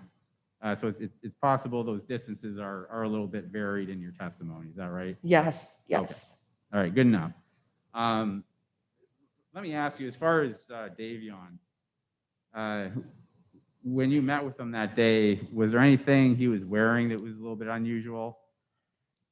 He had on jogging pants that I remember, and he had on a white respirator mask, like almost like the mask that we are all wearing now. Okay. And this being 2018, obviously, people weren't just wearing, not everybody was wearing masks. Corona, yeah, there wasn't Corona then, yes.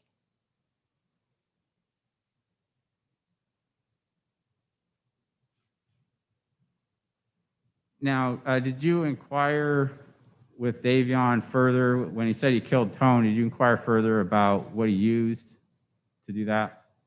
Yes, I said, I hope you didn't use my gun. Where is my gun? And he said, he didn't say yes or no. He said, don't worry about that. It's long gone. Not in this city. Okay. And did anyone else make any statements regarding the gun being used? No. Not that I can recall. It's been a Okay. long time. And is it possible that you just don't recall at this time? It is possible, yes. It's been a long time.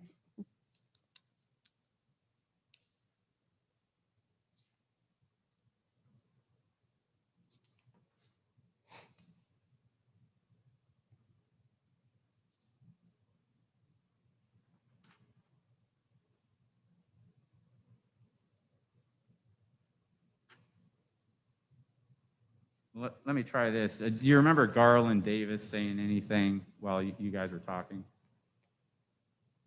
Well, Garland was standing with Tubbs.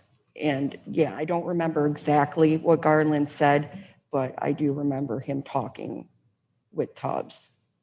Okay. Do you remember But- him saying anything about the gun? Yes, that it was not around also. That's what Garland said? Yes, Okay. they both stated that it was not in this city. All right. Now, going back to your observations of Davion, was there anything about the way he was walking or acting, his behavior that seemed unusual? Not that I noticed, no. Okay. He wasn't having trouble walking or anything like that? No, not that I noticed. No, not at all. Did you notice him having trouble breathing? No,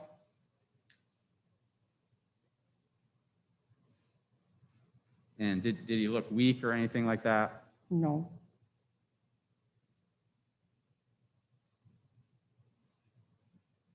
And now, to this date, and since you talked to Davion on that particular day, have you seen your gun?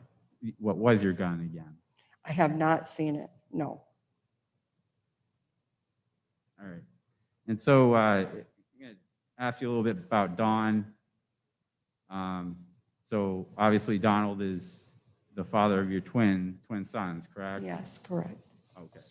And then Mr. Thompson, being friends with your twin sons, do you know if Donald knew Thompson well? Yes, he did. He knew him well. Okay. And what was that relationship like, if you can? He was close with Davion. Okay. And anything you can say about how Don felt about Thompson? Yes, he feels almost like he's another son, and I know that. All right. Yeah. And what about Garland? Is he a family member of Thompson's? Yes, they're cousins. Okay. And are they like real cousins or just kind of good friend That cousins? I'm not sure. I don't know if they just call each other cousins or if they're real cousins, but I know that that Garland was staying with Davion at the time. They were very close.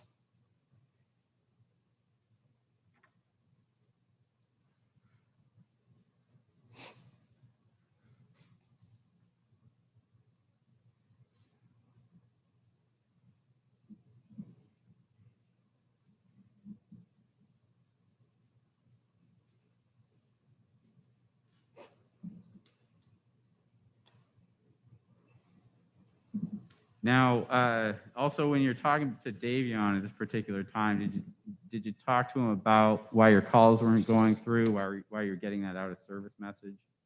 Yes, I did ask him about the phone. Sorry, you guys, this is kind of, I did ask him about the phone as well. And he said that that phone no longer existed, that he got rid of it. Okay. And at this time, did he say anything about changing his number or anything like that?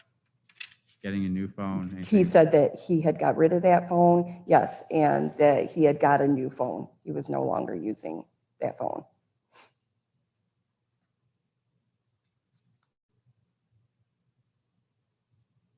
Or that he was going to get another phone. I can't remember. It's been such a long time. Okay. So that's something you're not quite clear as far as your memory. Yes, I'm not. Okay, just give me 1 sec.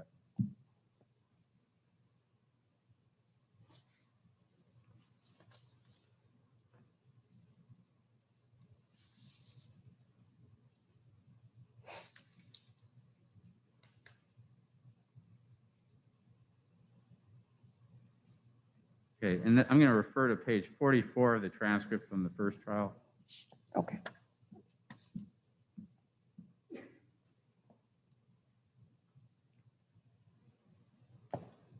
So I'll have you just read yourself from line 22 down.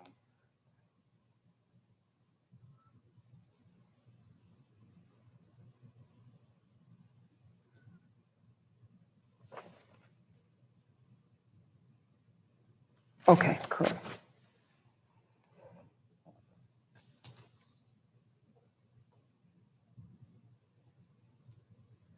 So after reading that again, does that help refresh your recollection as far as what Davion told you, as far as Yes. getting a new phone or whatnot? Yes, that he had left the phone at the hospital. And sorry, one second.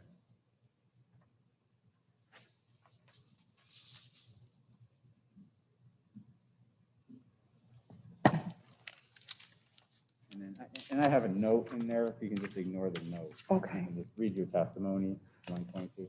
22. Okay, and he never told you about changing his number. Oh, sorry. Now, does that kind of clarify? Yes. Let me re-ask the question. Okay. Yeah, sorry. Now, because I know you had talked to Davion concerning this incident on a couple of occasions. Okay, so and I know it's been Yes, over 3 3 years. years, and it's hard to remember, but I'm just referring to when you're meeting with or when you met with Davion at Donald's residence. So did he say anything about at that time about changing his number or anything like that? Or No, changing his- no, nothing, no. Okay.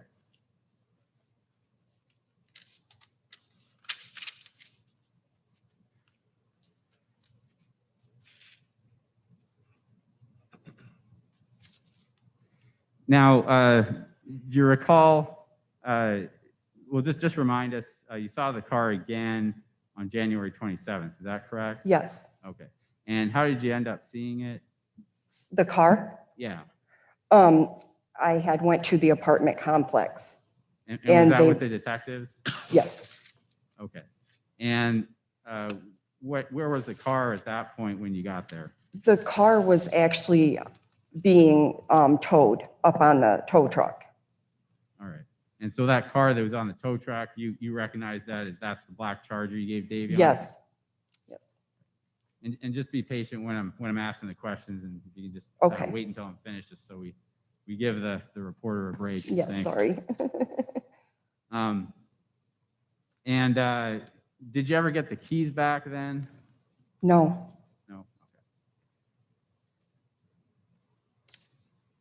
Now, I have another exhibit, and I'm going to refer to People's Exhibit 18.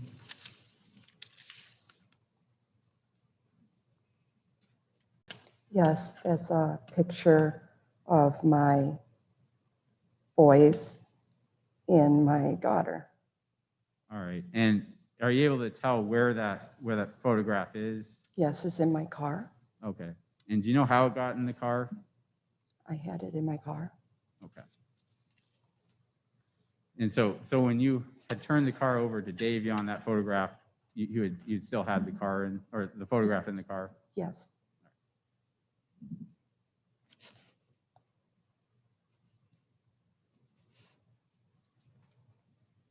All right, now I'm going to jump ahead. So you'd met with Davion at Donald's. When was the next occasion that you ended up meeting up with Davion? I ended up meeting with Davion. I can't recall the exact day. I believe it was either Monday or Tuesday. I ended up meeting with him then, and we went down to the police department. Okay. And how did that come about? Were you contacted by the police, or? I told him that I think that he needs to go down there and talk with them. Okay, you told Davion that? Yes. All right. And then did you go and pick him up, or did he pick you up, or how did that? I actually went and I picked him up. All right. And then did anyone else go with you and Davion to the department? Yeah, Garland was with him, and Garland went with us down there as well. All right. Now, you indicated that on the Sunday, Davion was wearing a surgical mask. Was he still wearing that mask? Yes, he was still wearing that mask. And actually, I think the word you used was respiratory mask. I apologize. Yes, it's like one of the ones that you get at the doctor's office. All right. Now, while driving to the department, was there anything in particular that was said before you got there? Sorry, I'm crying because I saw that picture. Feeling okay.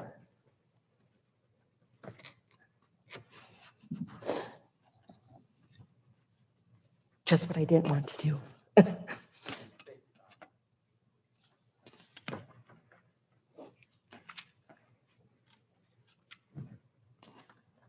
Do you need a break, Ms. Curtis? Okay. I'm okay. It's just the picture.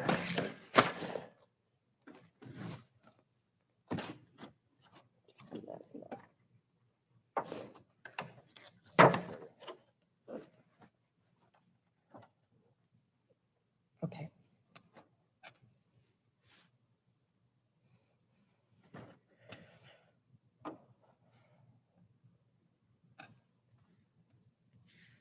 All right, and sorry about that, Ms. Curtis. So while you're going to the department, at some point, do you recall anything that Davion said that you noted? Yes, he told me that he never had my car and that he lost the phone. It was at the hospital. He told me to tell the detectives that, All right. that he never had my car.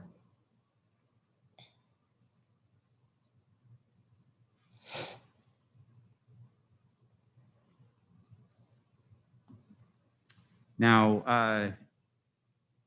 let me just clarify. So how did you interpret it when he made those statements? I took it as he was telling me that I better not say that he had my car at all. That Okay. I better say that I don't know who had it. That's how I took it. All right. And as far as that, him saying he lost his phone at the hospital, was that?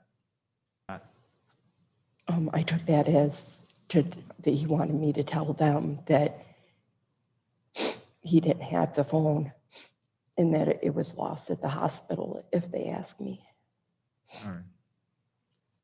Now I'm going to go into, well, let me ask you, did you ultimately get to the police department then with Davion? Yes, we did all arrive there, yes. All right. And then once you were there, do you recall being interviewed by any of the police there? Yes. Mhm. Okay. Now I'm just going to go into those interviews.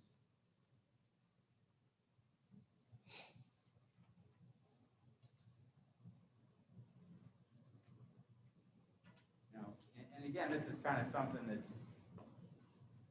probably a little hard to remember for you, but do you recall what time of day these interviews occurred? I know that it was early in the morning that we arrived. I can't remember an exact time because it Okay, has been a while. all right. And there was a first interview, and in that interview, do you recall Detectives Wortley and Jacobs being present? Yes, I do. Mhm. Okay. And then there was just a short break after that.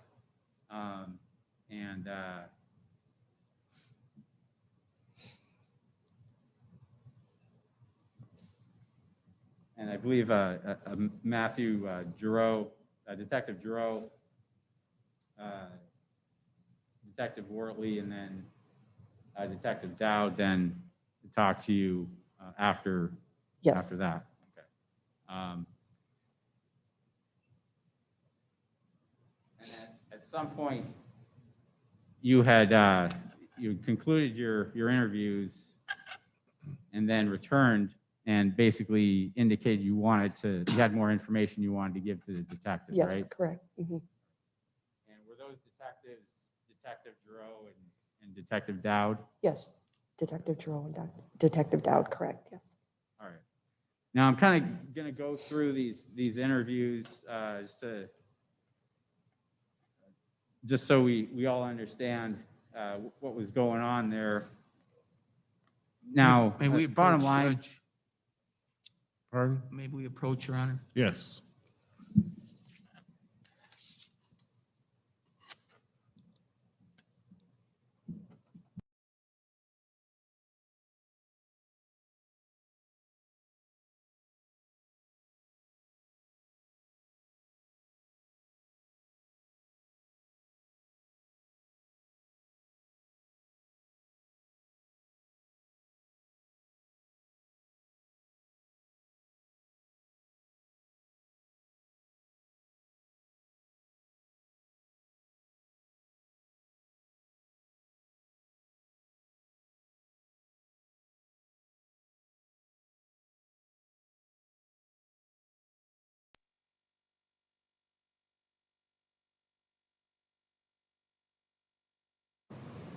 so Ms. Curtis, first of all, when you first spoke to the detectives, were you completely honest with them? No, I was not. No? Okay. And so there were some statements that you made that weren't truthful. Yes, correct. All right. Now,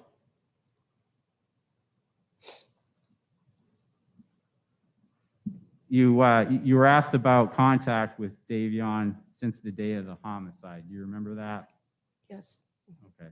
And do you remember indicating that you didn't bring up the time that you had talked to Davion at Donald's, correct? yes, correct. Right. And that was the first time you were interviewed by the police? Yes, correct, the first time, yes. And you had also indicated to the officers that that Davion had a new phone number, because he had lost his phone at the hospital. You remember telling them that? Yes,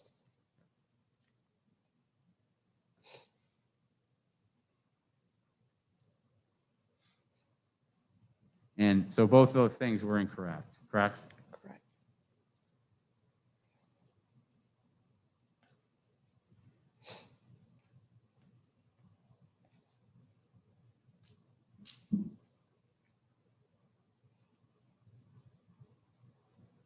And then do you recall making some statements to the officers concerning the charger, where the charger was?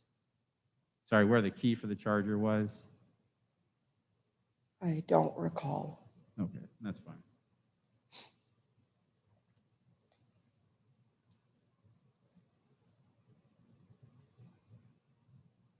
Do you recall at some point one of the detectives indicated that the killer was seen driving the Charger and wearing a surgical mask, like the one that Davion was wearing that particular day? Do you recall that being said? Yes, mhm. And then when you heard that, how did you feel at that point? How did you feel? I didn't hear the question. Repeat the question, Mr. Fedora. Ms. Curtis, when you heard that being said by the detectives, how did that make you feel? When, what was the question again? The exact, sorry. When you heard one of the detectives indicate to you that they knew that the killer was seen driving the Charger wearing a surgical mask, at that point, how did you feel? I felt terrible.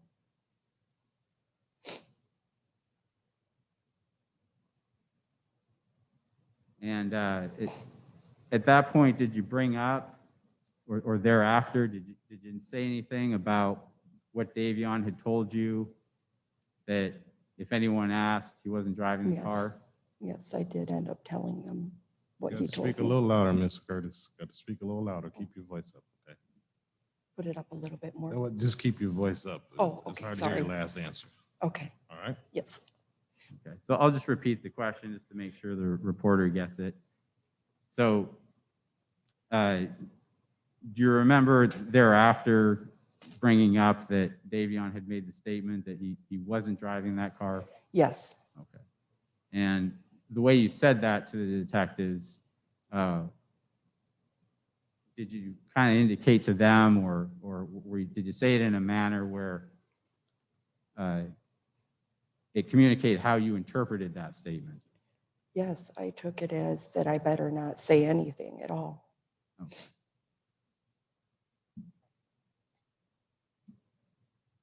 And again, if this is something you don't remember, just let me know. But do you remember making a statement to the detectives that you had asked Davion, did you do this?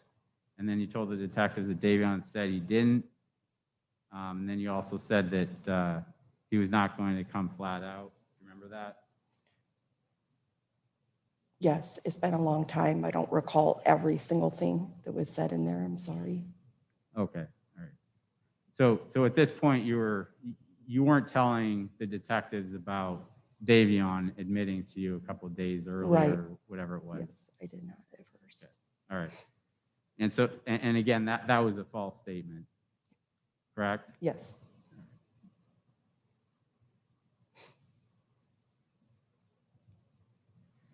Now,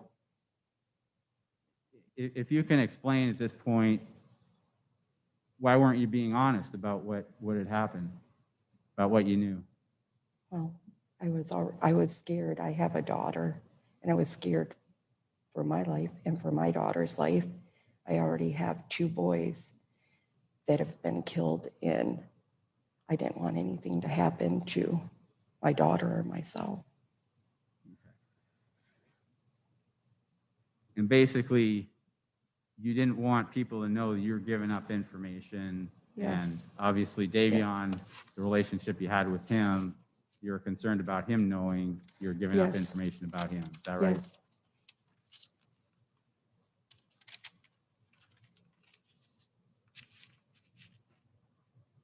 Now, so you gave those kind of statements to the detectives. Now, we established earlier that you left that interview, but you then talked to Detective Giroux and Detective Dowd a little bit later. Is that right? Later in the Yes. morning? yes. Mhm. Okay. Now, at that point, what did you tell the detectives as far as that confession that you heard at Donald's house? Yes, I had told them what he had told us at Don's house. I did end up telling the detectives that. Okay. So in this last interview you had with them, that's when you came clean Yes. about what you knew Yes. about that.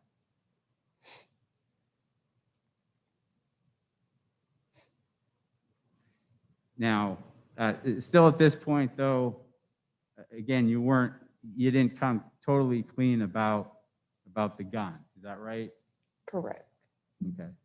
What did you, after you told the detectives about Davion confessing to the murder, what did you tell them about the gun? I don't recall, I believe, that it had been stolen. Okay. And was it just that it had gone missing? Is that Yes, I basically it? believe so, yes. All right. And was that truthful? It had gone missing? I'm sorry? Was that the truth, that the gun had No. gone missing? No. No? Okay. And eventually you did tell the detectives about what happened with the gun. Do you remember that? Yes, Okay. What did you tell them? I did tell them that Davion had asked me that he wanted my gun because somebody had been shooting at his house and he needed protection. I did end up telling them. All right. And at that point, that was the truth? Yes, And did you tell the officers anything about getting a new gun yourself? yes, I did tell them that I went and purchased a gun. You know, I felt that I needed one for my own protection, yes.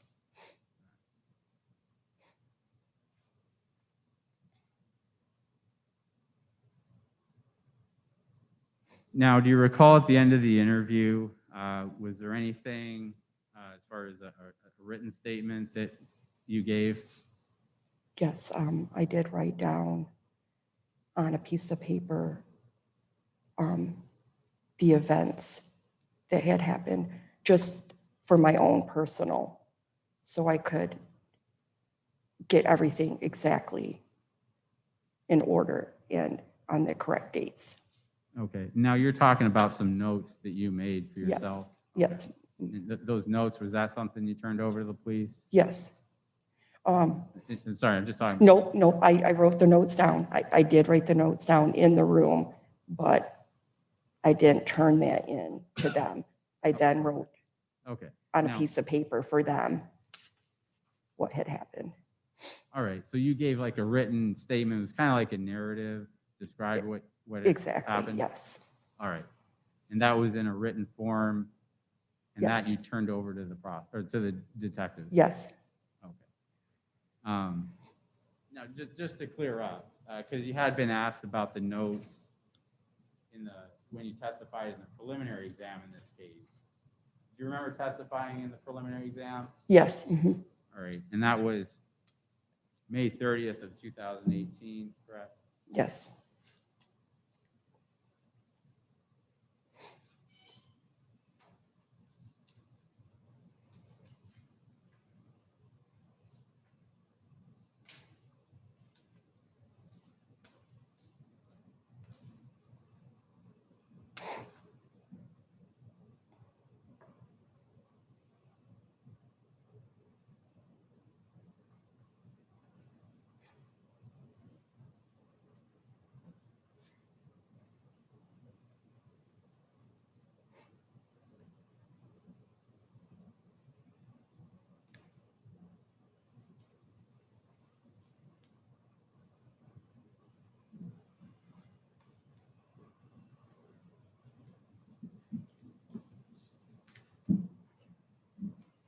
So I'm going to refer to page 58. This is of the preliminary exam transcript.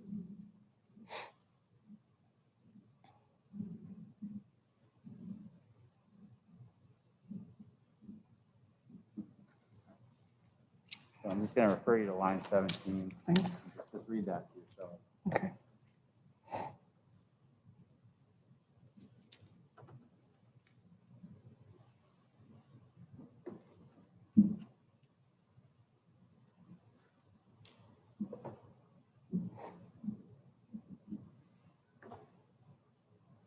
Okay.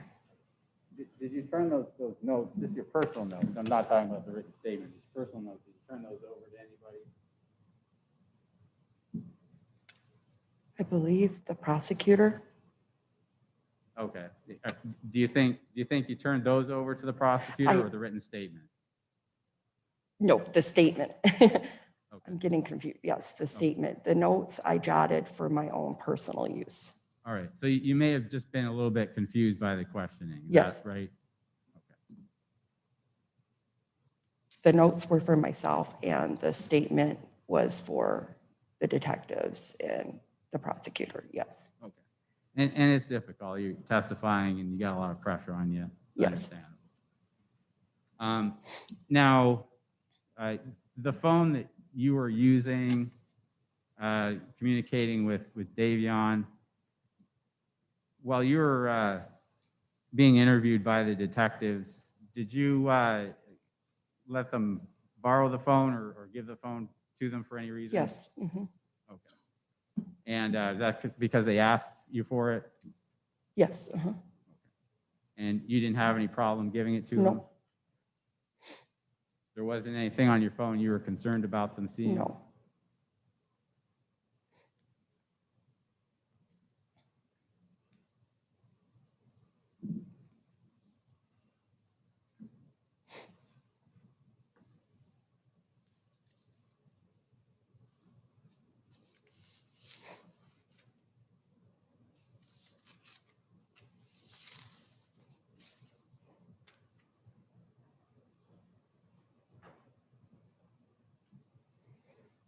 Now, I just want to ask you how you feel knowing that things were taken care of the way they were with Antonio Parham. How do you feel about his murder?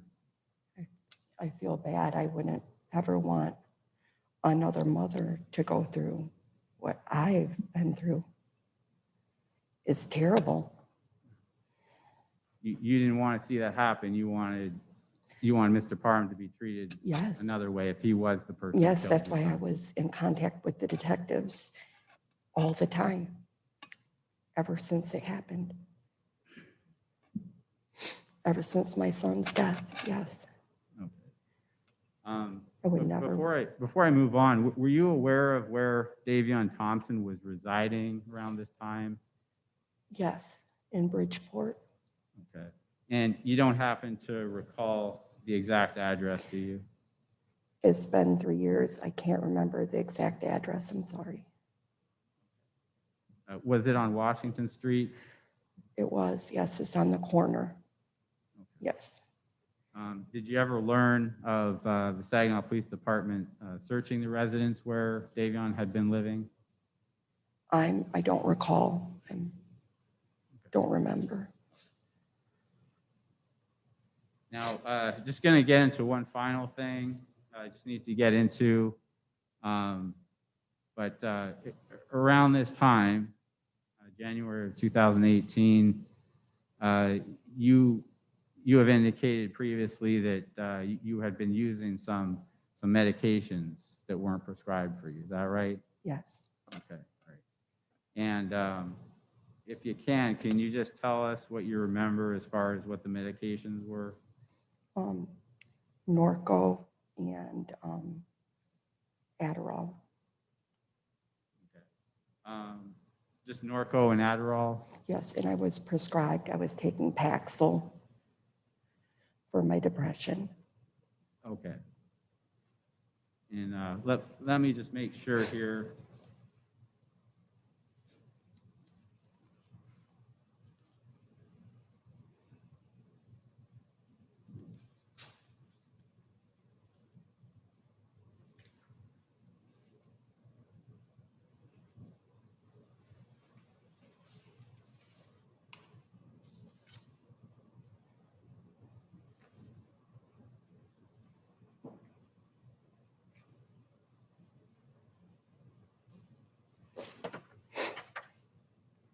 And forgive me, Your Honor, I thought I had the place marked.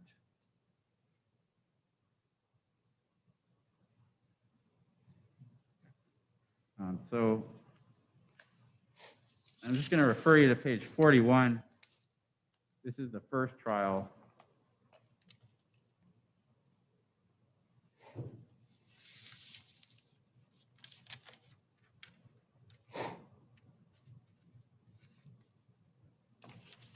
And if you can just read line 17 again, just read it to yourself.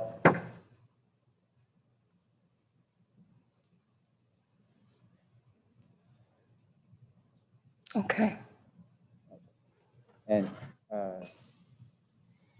so Vicodin, Norco, Percocet, is that what you were taking? Yes.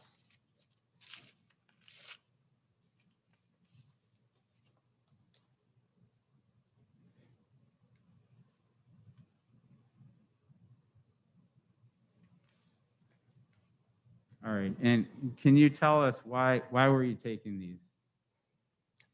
I was taking them to numb the pain. I was going through such a hard time, and I know I shouldn't have, but it was an easy way for me to feel better and to numb the pain at the time after losing 2 kids. And they made you feel better. Would you say there were any side effects of the drugs that made you so that you weren't quite alert, or it affected your memory, anything like that? No, I still worked every day. I still functioned every day. I still had my 9-to-5 job that I've been at for 17 years. So no. Okay. And as far as the days, so we'll start with January 27th, 2018, when you had contact with Detective Wenzel.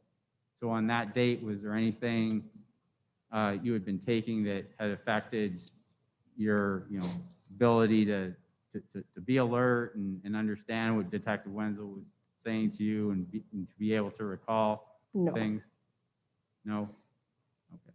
And then when you were interviewed by the police, and January 30th, does that sound right? Yes. So a couple of days later, was there anything about those medications you had been taking that again affected your ability to understand what detectives were saying to you, understand what you were telling them? No. Okay, nothing was affecting your memory? No. No. And the same question as far as when you testified at the preliminary exam, May 30th, 2018, anything about the drugs that was affecting you at that time? No. All right. And then how about when you testified on, well, I'm going to say, I believe it was in August of 2019. I don't have the, oh, here it is. September 3rd and September 4th, 2019. Anything about the medications that affected you at that point? No, I haven't taken anything in a 1.5 years, so I've been doing good. So at that point, you hadn't been taking the medications at the point of the last trial? Yeah.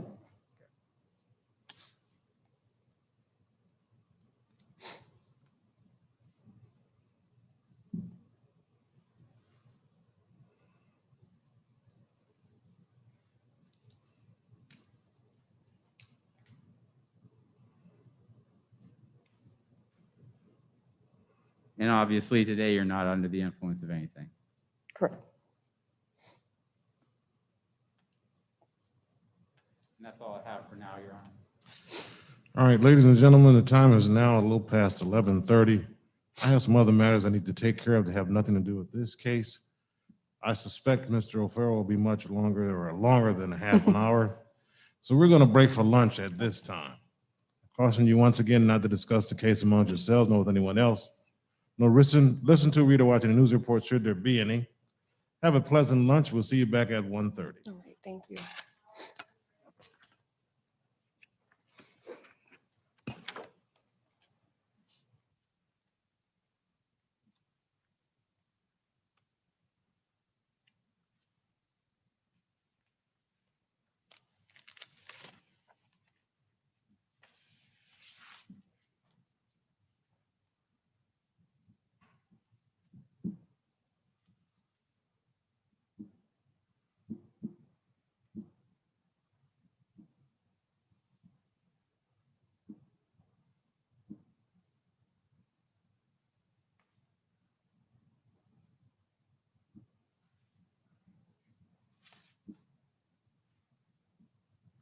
You can be seated.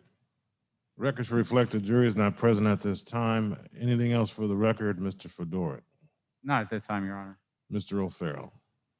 Judge, did you say what time we start this afternoon? 1:30. Thank you. Nothing. All right. further. Ms. Curtis, you may step down. Stand in recess until 1:30, everyone.